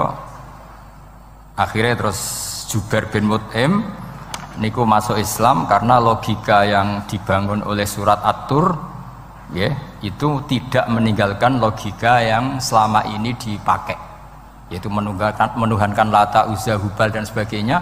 Terus Allah bertanya, yang kamu tuhankan itu apa reputasinya? Am khalaqus samawati wal ard, apa pernah menciptakan langit bumi? Seterusnya dan seterusnya. Akhirnya mereka sadar yang layak jadi Tuhan itu hanya Al-Khaliq sebagai pencipta. Yang tidak pencipta tidak usah jadi Tuhan. Makanya Iqra bismi rabbikal ladzi khalaq. Ya sama ya, Yuhannas u'budu rabbakum. Rabbakum siapa? Alladzi khalaqakum. Jadi syarat pertama jadi Tuhan itu satu, harus berstatus Al-Khaliq sebagai pencipta. Padahal kalau sebagai pencipta pasti selainnya itu nggak mungkin berstatus pencipta. Apalagi pencipta langit bumi, semuanya lahir di bumi. Nah, ini faqamatil hujjah. Kemudian argumentasi Islam ini begitu kokoh, dan ketika kokoh itu tidak akan terkalahkan. Itu disebut bal naqdhifu bil haqqi 'alal batil fayadmaghuhu fa idza huwa zahir.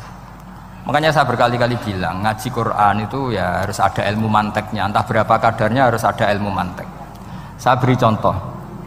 Di Quran itu ada ayat, ya ada ayat yang bunyinya begini.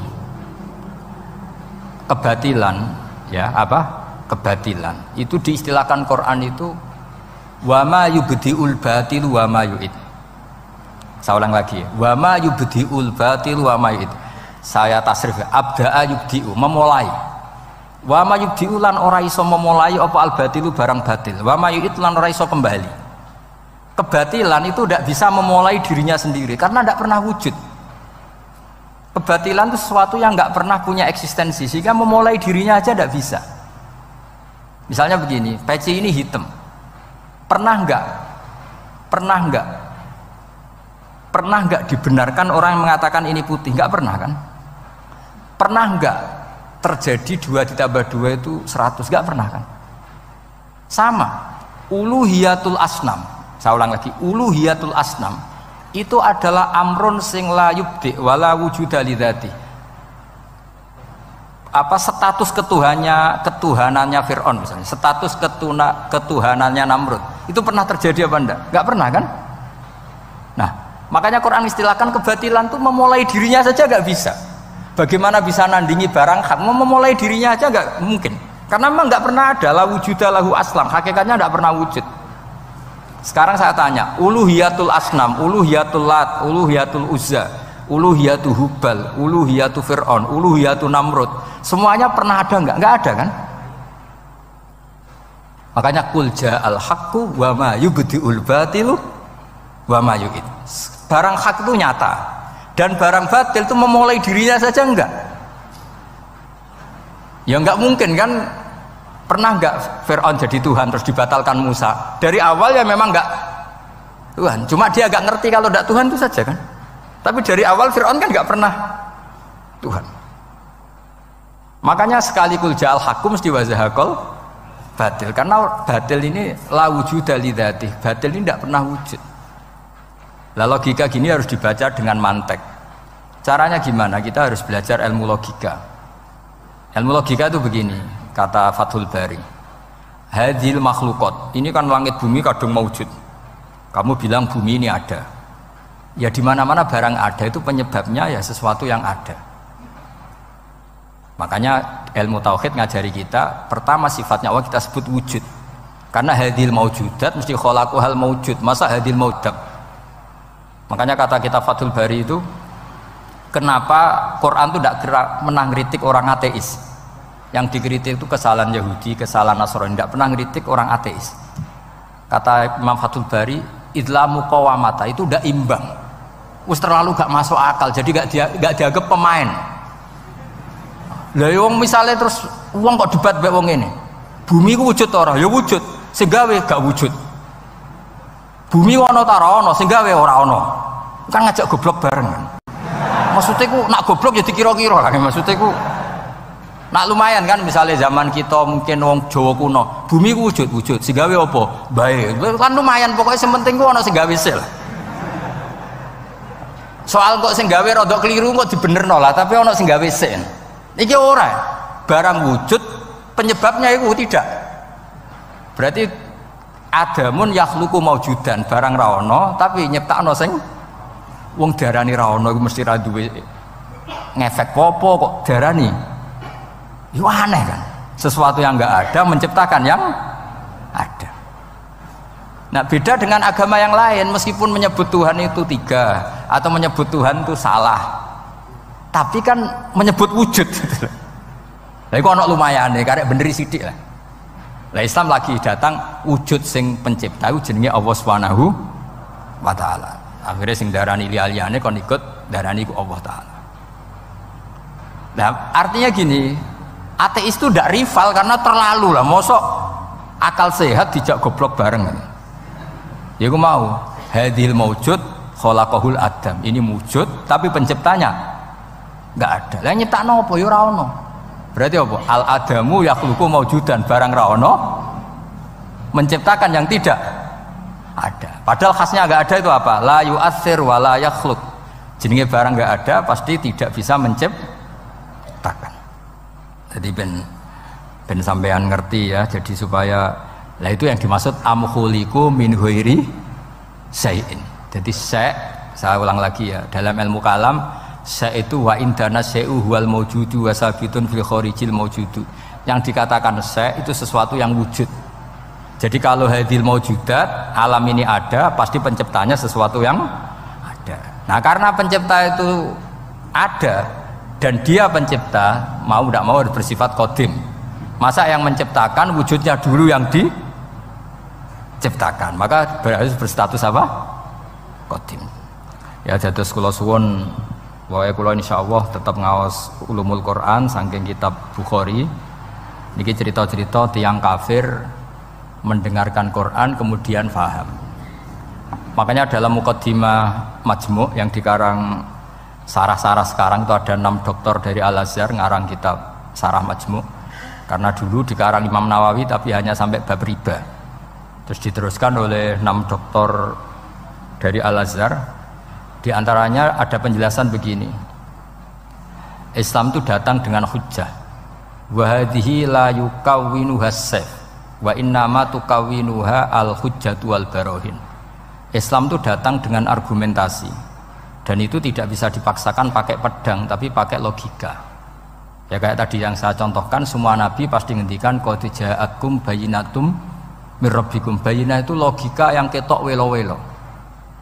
Di antaranya tadi yang dibangun Rasulullah ketika ngadepi Jubair bin Mut'im, ngadepi Sayyidina Umar, ngadepi Khalid bin Walid dan banyak, akhirnya aslamu khina sami'ul Quran. Mereka Islam ketika mendengarkan Quran. Karena tadi Quran ini datang dengan argumentasi yang tidak terbantahkan.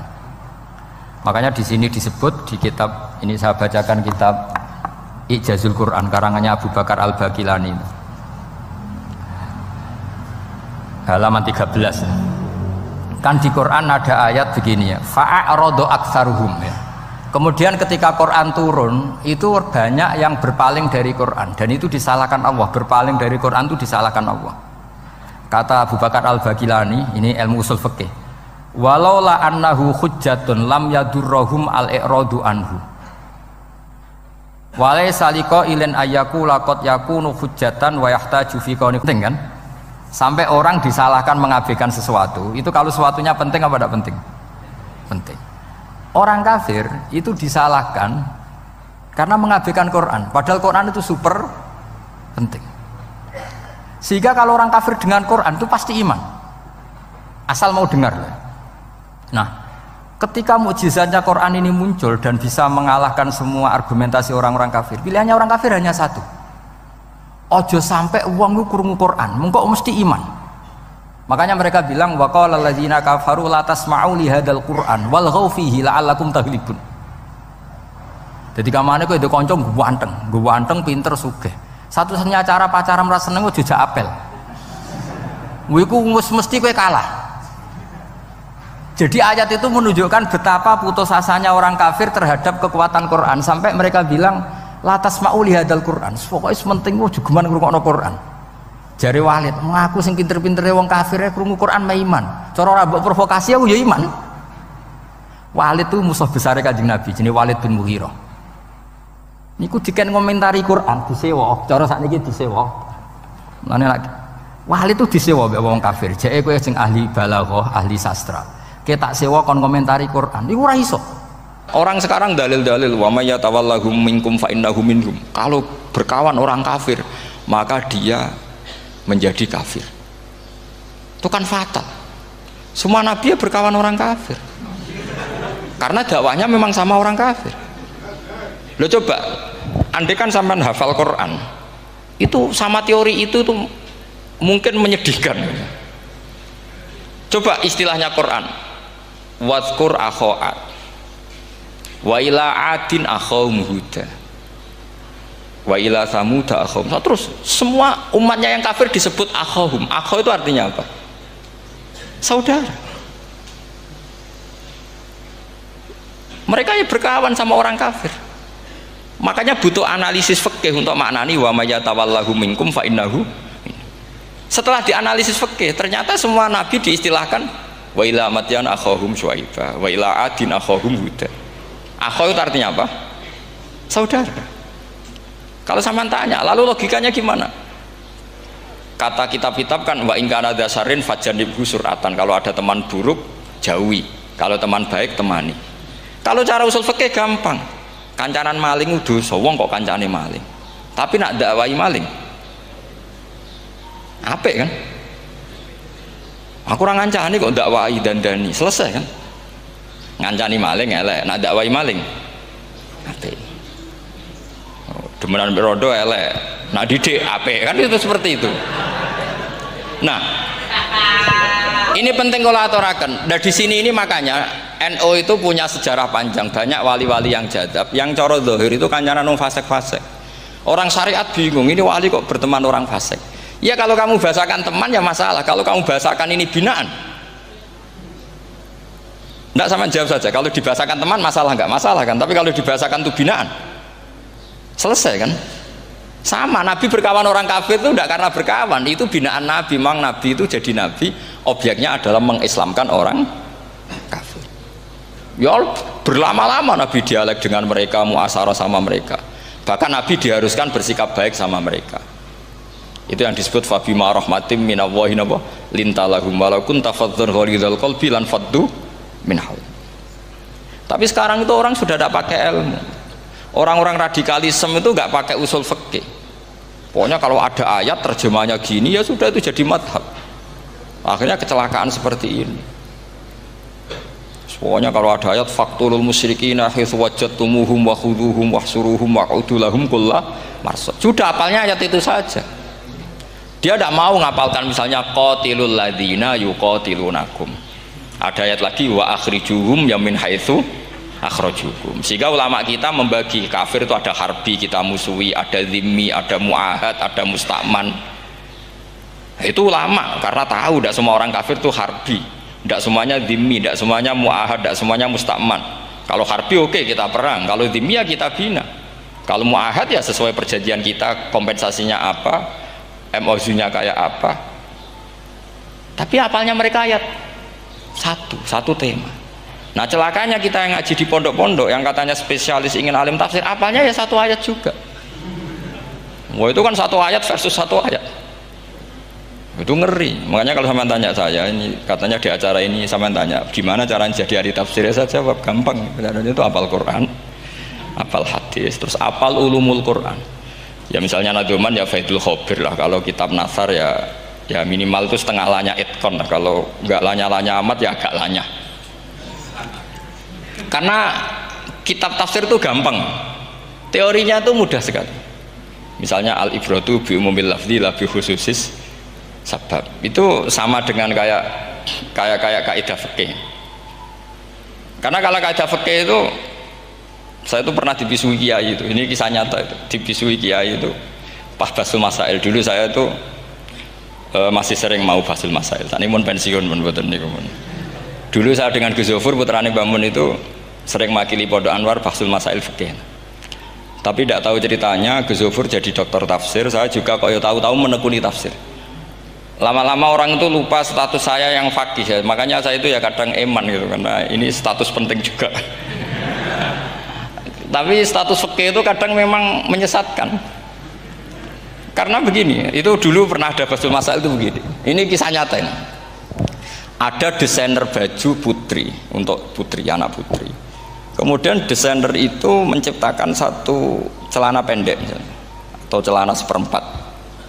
Dengan desain ini pasti kalau dipakai itu auratnya itu kelihatan. Bagaimana hukumnya desainer ini? Apa termasuk mimman sarro'a as-sayyata? Karena terjadi kasfil aurat. Apa enggak? Rata-rata kalau kiai yang khusyuk-khusyuk, yang sepuh-sepuh, desainer itu dosa gara-gara tren pakaian ini wong wedok buka aurat. Tapi kiai-kiai alim yang muda-muda entah saking belingnya, entah saking pinternya tidak tahu. Bilang begini, Pak Yai, yang didesain apa? Ya celana itu. Lalu celana itu fungsinya nutupi apa buka aurat? Ya nutupi. Lu kan lumayan urun nutupi. Kalau haram ya dicopot, lu kan malah parah itu. Bingung kayaknya, sampai bilang gini kan, wah semanis. Itu kan makanya ini guyon ilmiah. Repotnya ngadepi orang alim muda, itu kan mbok gedingi ku ilmiah, mbok senengi fasik.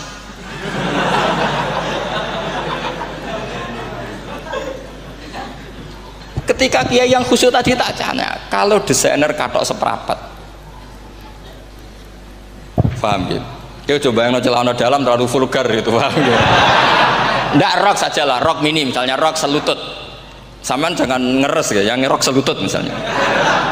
Rok selutut itu desainernya kena hukum haram enggak? Saman jawab saja.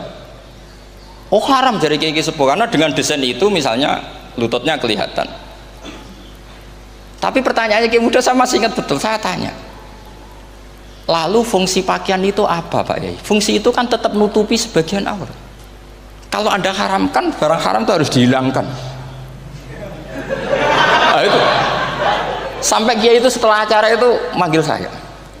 Gus, kalau ngakoni jenengan alim tapi iki podo repote. Podo repote ku nak dalam itu kan terus itu ada perumusan di redaksi keputusan yang dijual itu, yang masail fikihnya kan terus diputuskan, dibukukan. Kalau redaksinya halal, Gus, nanti orang pakai rok semua. Dan saya balik bantah, kalau redaksinya haram, orang nggak pakai rok malah. Akhirnya itu apa? Kebijakannya lucu. Buak we Gus, pertanyaan itu buak sak jawabannya oke. Jadi kita debat tidak jadi. Ini cerita ilmiah, makanya sama tidak wajib manut saya ini terlalu ilmiah, jadi tidak baik untuk kehidupan kesalian, kurang baik. Jadi ini, tapi ini ilmu, tetap kaidahnya fikih ma la yudraku kullu la yudraku kullu. Jangan kalau tidak bisa nutupi aurat semua, lalu jangan sama sekali. Lho kan kaidahnya kan gitu, ma la yudraku kullu la yudraku kullu. Misalnya Anda punya tetangga nggak mau pakai jilbab, nggak mau pakai pakaian muslimah, kamu tidak boleh bilang munisan raklambinan, tidak bisa. Malayu troku kullu layut napa malayu troku kullu nu layut troku napa kullu. Makanya ini kita harus hati-hati. Nah bayangkan sekarang orang meneliti Quran itu yutroku kullu. Mestinya kalau Anda meneliti radikalisme, ayat yang terkait radikalisme diteliti semua. Ternyata di surat Taubat yang disebut suratus Saif, yang bahkan haram baca bismillah, itu ada ayat wa in ahadum minal musyrikin nastajaraka fa'ajirhu hatta yasma'a kalamullah tsumma ablighu ma'mana. Muhammad, kalau ada orang kafir mau belajar Quran sama kamu, ya harus kamu pelajari hatta yasma'a kalamullah. Setelah mereka mau belajar, ya ablighu ma'mana, tsumma ablighu ma'mana, kamu harus menjamin keamanan dia. Itu di surat Taubat, termasuk akhiru suratin nazalat, gak mungkin terjadi mansuh. Tapi orang-orang ekstremis selalu pakai faqatulul musyrikin haitsu, apalan itu terus. Yang orang liberal yang menaparin la ikraha fiddin. Ya sudah seperti itu. Sing orang-orang ora tegas, ora tau nahi mungkar, ya ma arsalnaka illa rahmatan lil alamin. Ngono terus. Yang kelompok tukang nahi mungkar ya ayatnya amen nahi mungkar. Saya tuh heran, kenapa mereka apalannya kok pedot itu. Kita yang hafal semua bingung jadi.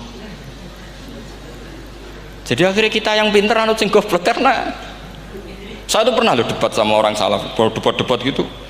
Setelah saya mengutarakan sekian hadis, ada tuh Pak hadis tuh, waduh, harusnya kamu ngaji saya, ada debat tuh yang level, kalau nggak level tuh nggak boleh kata gitu.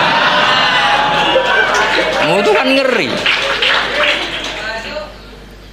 Makanya ini penting ya, kalau sampean tanya ingin jadi alim tafsir ya harus hafal Quran semua.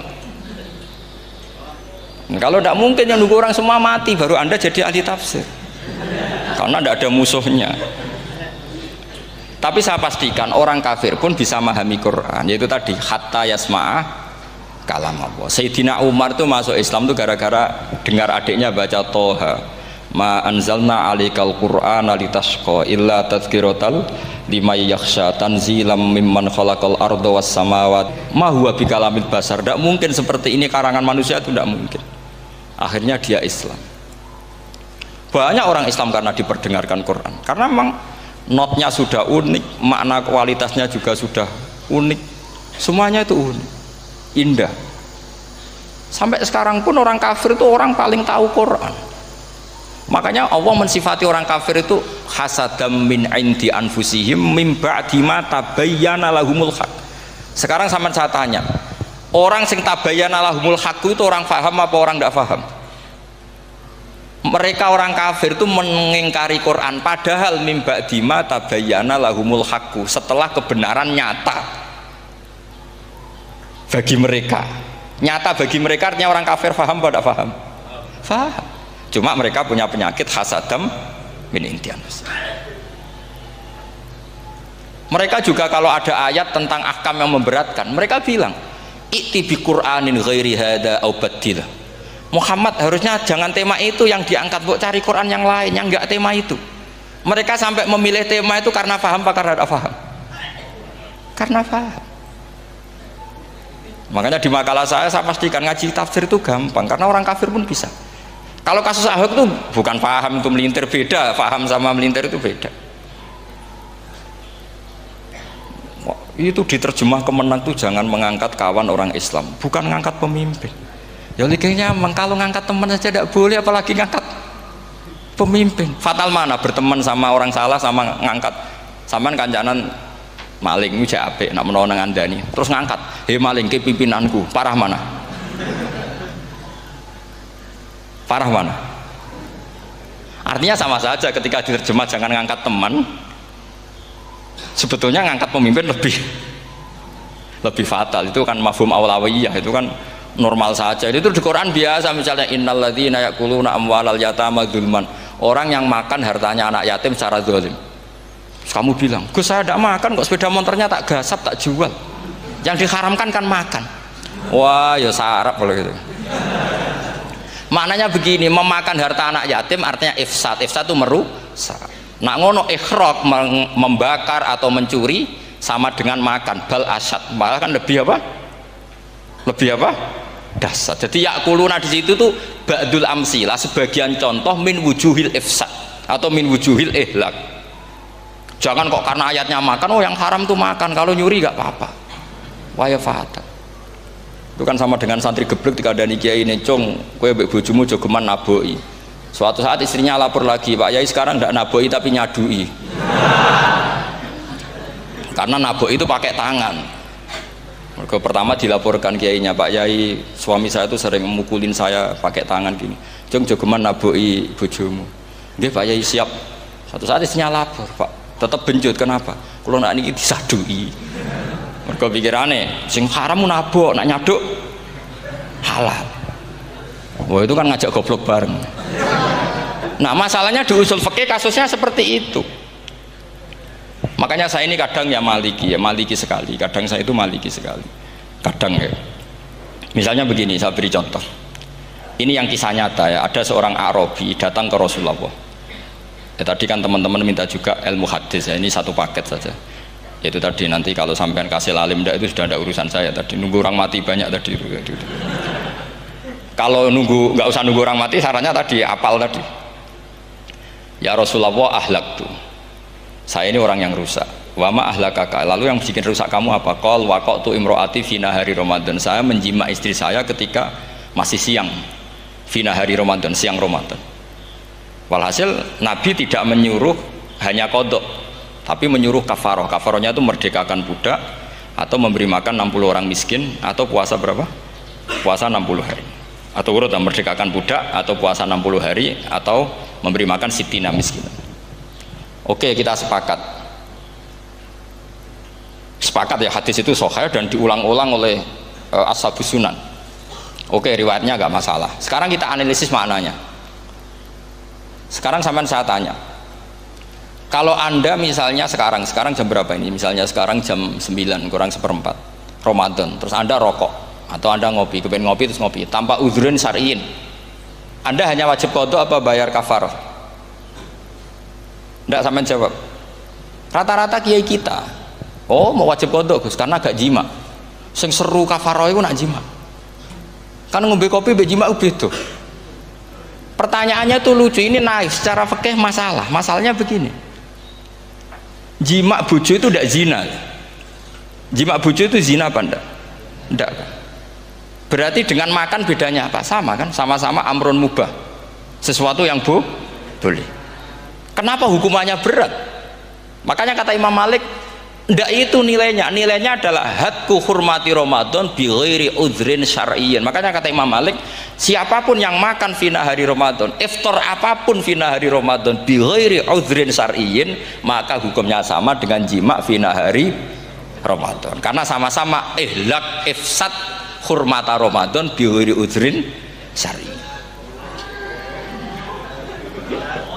Loh, enggak, ini ilmiah. Kamu udah harus cocok, tapi otak kamu harus percaya. Loh iya kan, beda kan. Saya secara nafsu tidak cocok, cek berarti. Tapi ilmiah saya setuju. Kalau Kiai Kandani itu kan pasti pakai badul amsilah, kan nggak mungkin semua contoh disebut. Cong penak melaku-melaku jogeman delok wedok iku mari setan. Mboten delok Mbah, nyekel lho malah parah to. Ndak bisa. Makanya ini masalahnya lafat. Ini kembali ke Imam Syafi'i bilisanin arabiyyim mubin. Ketika seorang kiai bilang cung jogeman delok cawe wedok adalah mengungkapkan al-muharramat. Bukan mentaksis yang haram itu hanya melihat. Saya ulang lagi ya, ketika seorang kiai bilang cung jogeman delok wedok sing haram, itu semangatnya adalah melawan keharaman, bukan mentaksis yang haram hanya delok.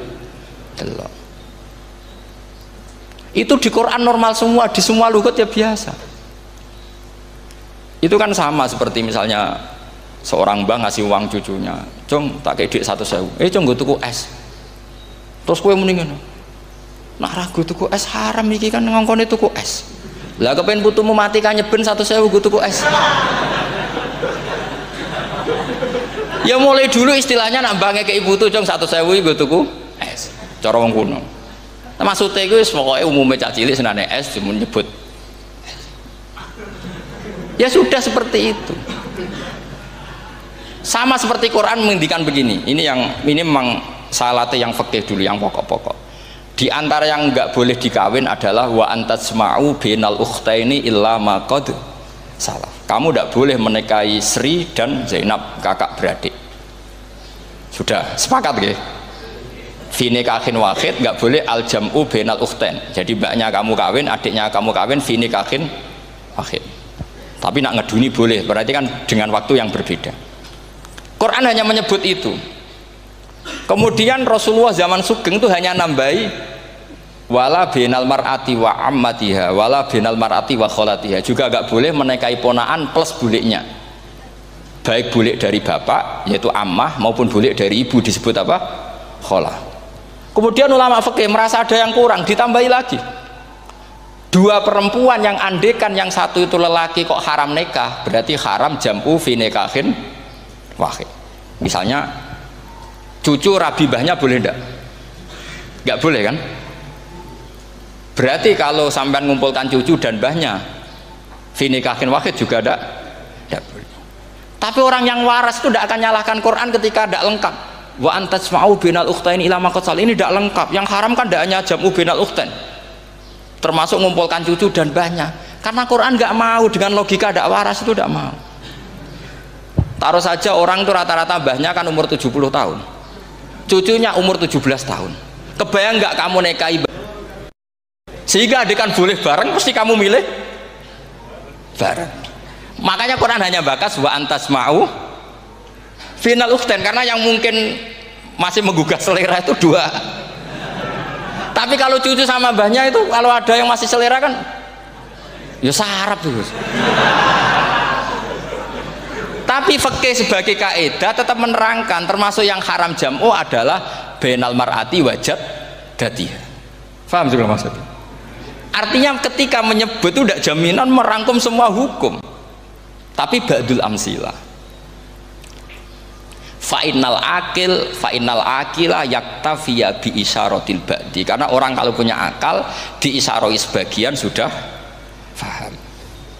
Ini penting kalau aturakan. Jadi ini penting. Nah bayangkan sekarang banyak gerakan-gerakan ahli Quran katanya, tapi nggak memahami ilmu usul fikih. Quran ra ono ya wis. Nang Quran ra ono cerita harame asu, nak ngono asu ya halal. Ora ono Qurane. Sing ra ono iku tekem ora Qurane, kok aneh-aneh kowe.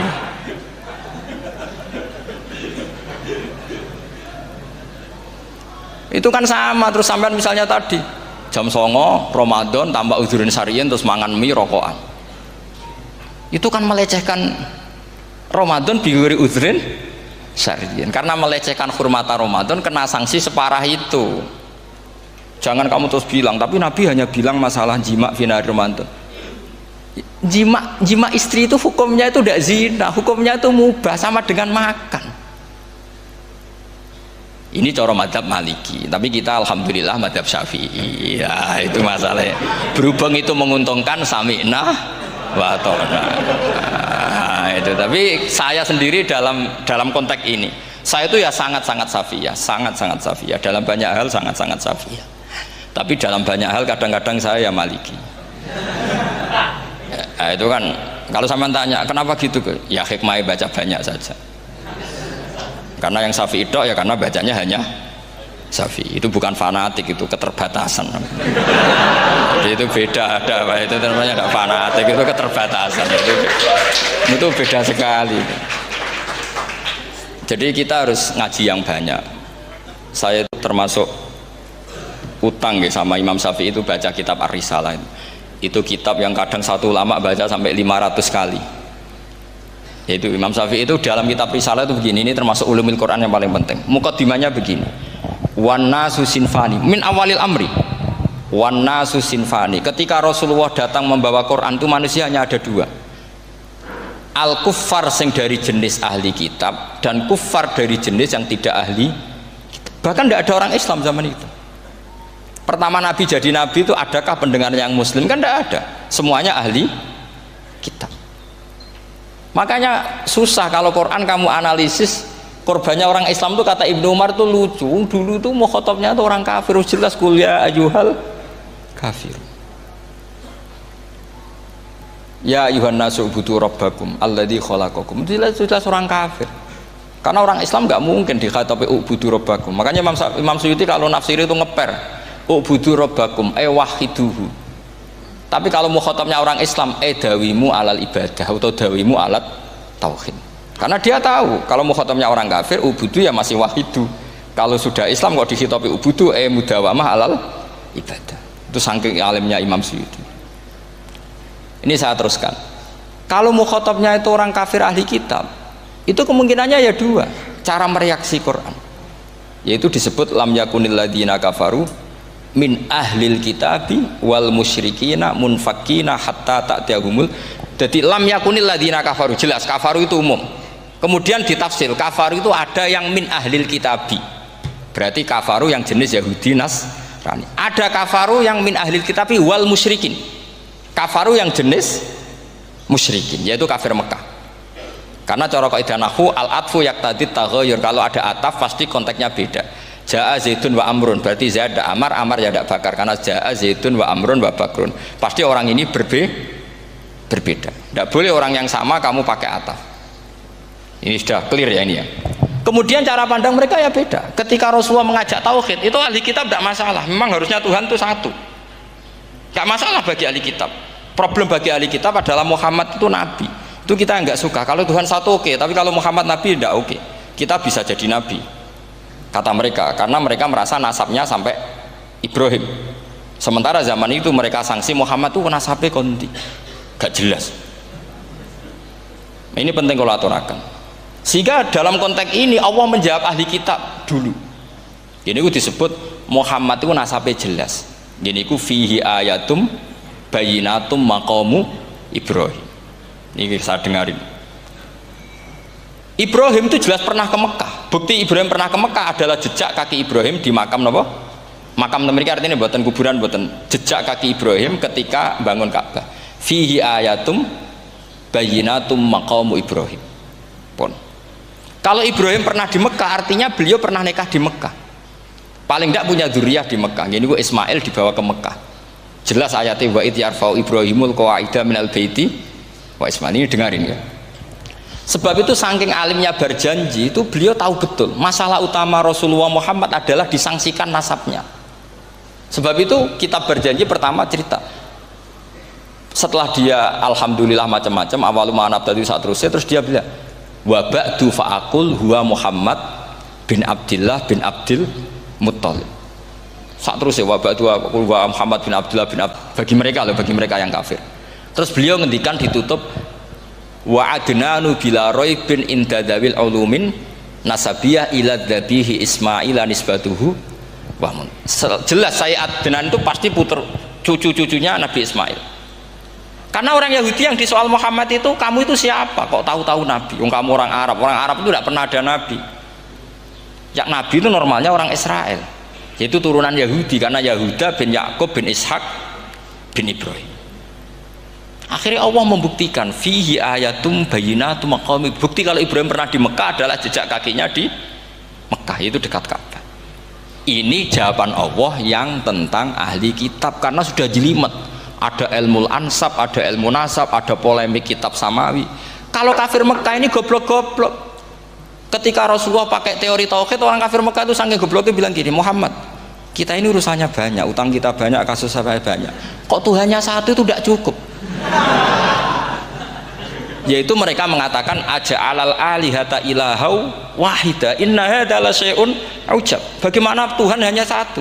Urusan kita banyak, masalah kita banyak. Tuhan nggak boleh satu, harus banyak. Sejumlah urusan kita. Ada Tuhan BPKB, Tuhan macam-macam lah. Ada Tuhan kredit, Tuhan kas, macam-macam lah kan. Sesuai sebanyak urusan kita. Mereka tanya aja'alal alihata ilahau wahida. Masa Tuhan satu? Inna hadza la syai'un ujab. Ini aneh. Tapi Rasulullah dengan sabarnya, kalau yang seperti ini Allah menjelaskannya beda dengan yang pertama, karena tadi orang kafir itu bisa min ahlil kitab, bisa wal musyrikin. Lam yakunil ladzina kafaru min ahlil kitab, ada yang wal musyrikin. Semuanya ini tidak pernah munfakina hatta ta'tiyahumul bayyinah. Mereka tidak pernah tercerabut dari pikiran mereka, dari mainstream mereka, sampai ada bayyinah. Bayyinah itu kejelasan kebenaran atau benar yang begitu jelas. Itu siapa? Rasulun minallah yatslu suhufam mutahhar. Akhirnya Nabi sabar. Saking sabarnya Nabi itu ngomong gini, ya di khalayak umum, mukhatamnya ya kafir semua. Hei saudara-saudara kami suku Quraisy, kita ini sebangsa. Nabi tanya, Muhammad, ajaran kami itu benar karena kami itu orang yang kita percaya. Tapi kali ini Anda aneh karena ngajak satu Tuhan. Itu tidak mungkin. Urusan kita banyak, satu Tuhan enggak mungkin. Tuhan harus banyak. Kita punya 3 aja kurang banyak kan, banyak punya Lata, Uzza, Hubal. Rasulullah dengan sabarnya ngendikan gini, hei kaumku, kalau kamu jadi pembantu, jadi buruh, senang mana punya majikan banyak sama majikan satu? Kalau majikannya banyak, itu perintahnya beda-beda, seleranya beda. Semua harus kamu lakoni, semua harus kamu taklui karena kamu harus nurut. Wah ya repot mat kalau di majikan banyak, ngerepoti mesti. Rasulullah tinggal nimpali, Tuhan kamu itu majikan kamu. Kalau Tuhannya banyak, perintahnya ya banyak, seleranya beda-beda.